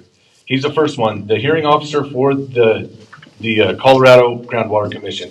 He hands down that ruling first and says it's a frivolous case, a frivolous contest. It then, if they so choose, goes to the commission. And it's been handed down from the commission to the contesting group that this is a frivolous case that has no basis. If they continue, it goes to the district court. Our own district court, Judge Brinkley, specifically, who also read the law and interpreted it as this is frivolous, unethical, and sentenced jail time based on it. Did he use those words in his ruling? You know, Wes, I wasn't there. You were the one there being sentenced to jail time, buddy. So I'll bring it to you. I've got a question. Is it the groundwater commission's job to say whether or not the objection has followed the rules or is not acceptable, it doesn't merit consideration, or is it your staff's job to do that? Or somebody that is operating on government money is. Pete, you can look on their website. Their job is to protect and to conserve for future generations. Water is precious. They do that through the rules and the law. 37. I'm talking about following the rules as far as objections. Yeah, there's a whole set of rules. If they were followed, it would be different. Why is staff even considered it? Or is it the staff? Or is it the guys on the board? well, that's where it goes. It goes to staff. Maybe I can just explain briefly. So anyone is able to object to a publication, but what's been happening is that through motions for summary judgment, the hearing officer finds that the permits can be issued because they meet all the requirements of the rules and the statute. And so then the case goes away, but it's after we've had this legal battle, and we've had the same legal battle a number of times, and it continues to happen. And you know, objectors. It's worth mentioning how many times that has been. I don't think it's been. Yes, I don't think it's been successful, but you know, the law allows anyone to file an objection to a permit that's been published. And so we have gone through the same process a number of times, but it's a process. We have to follow the process, even though the outcome is likely to be the same. The process shouldn't include ignoring the rules if it's leading to frivolous claims. Right, and so now I believe it was the district court did find that, one person here in the room can't file any more objections without being represented by an attorney. So that person is prevented from doing that because that has been problematic. But there are other people who are doing the same thing. So we're continuing to have the same process. Pardon me? Why put it in the paper then? I don't understand that. So that's just a requirement of statute and the rules that these appropriations require publication as to the final permits. So if we wanted to stop that, we'd have to make a change to either the rules or statute. Right. Right, Rusty, to answer your question, it's there for people with valid objections to be able to object. What's happened is there's been these objections that have been found over 70 times by the hearing officer, through the appeals process, over 70 times to be frivolous. And they've been found by the Baxter County Court to be frivolous. It didn't say no frivolous. Tilden, I'm not going to argue semantics with you, man. Has it been successful? It hasn't been. Okay. No. And because everybody. All right, hey folks, we're here. This has definitely, been a difficult, ongoing situation, but, we'd like to get any further input about the proposed rule change. Any other questions that haven't been answered? Yes. When you're doing a rule change, could the words high capacity crop irrigation wells be used to be distinguished from high capacity municipal wells? Yeah, so the question was, in a rule change, could we distinguish between high capacity irrigation or municipal wells? So if you wanted to suggest a different rule that distinguished the two, I think you could ask for that rule change procedurally. Yes. Yes.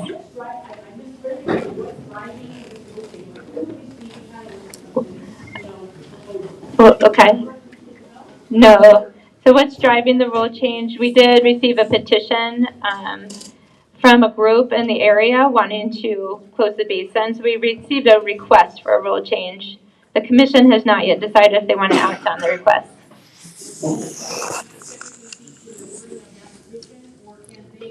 Come up with, is it within their authority to come up with a modified response that really meets a broader population?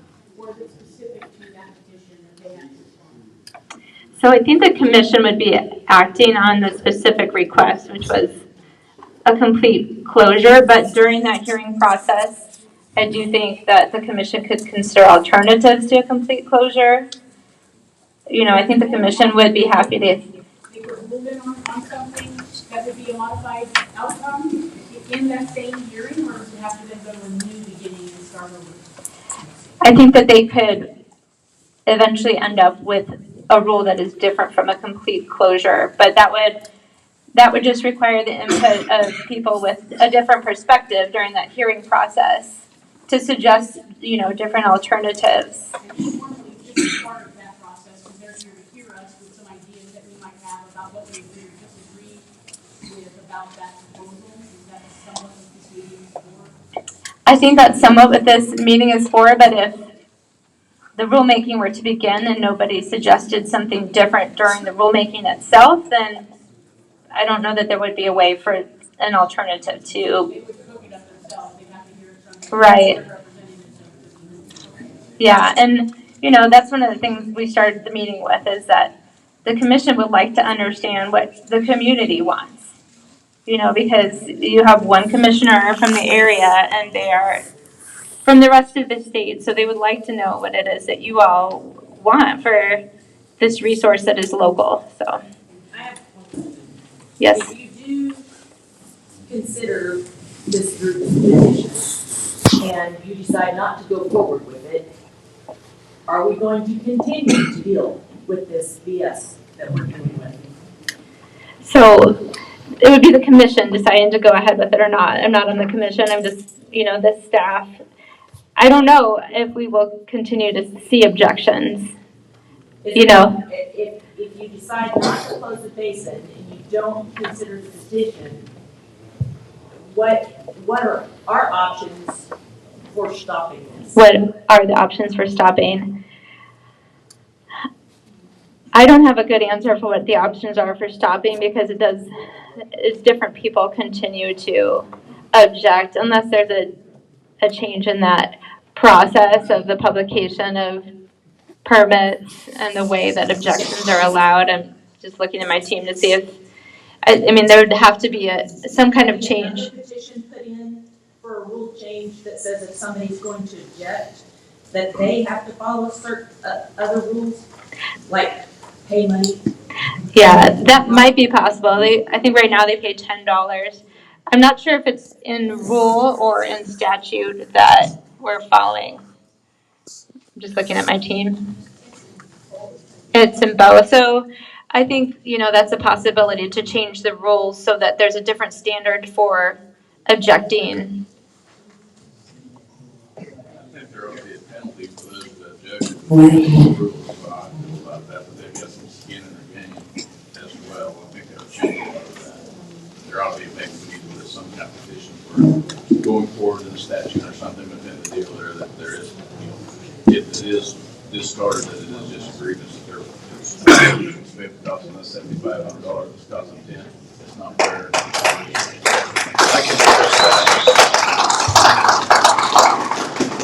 So that seems to be kind of the theme right now. And I will tell you this. I personally was part of a group that asked for attorney fees to be paid, and it was not granted, and that's the hearing officer's right to do. But I will say that is an option, to ask for attorney fees, and the more times it comes up, the more likely it is to be granted. Just the more times you knock on that door, the more likely it's going to open, and that's, that would be the solution to what you're speaking of right now. And I'm guessing if someone had to pay more than $10 to contest your well, they might think twice about it. They might not. I don't know, but I don't see what they're standing to gain even from their $10. But anyhow, that would be the solution. Would be you always have that option to ask the hearing officer for attorney costs and fees. I've said that for years, even civil cases and everything else. If somebody's going to come sue you who doesn't have a rightful cause and they find him wrong, why should he pay my fees to defend myself if he's the one that they dismiss the case on? Right, and that's always out there, and you never know if you will be awarded attorney fees or not. But at some point, Well, first you just stand this. If you're wrong, you stand this. Well, we're standing it, aren't we? Absolutely.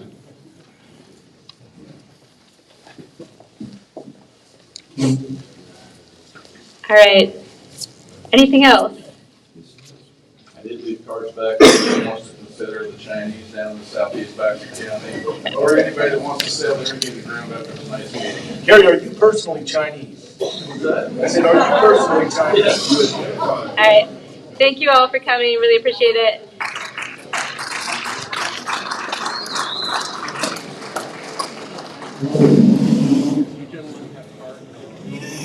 I know.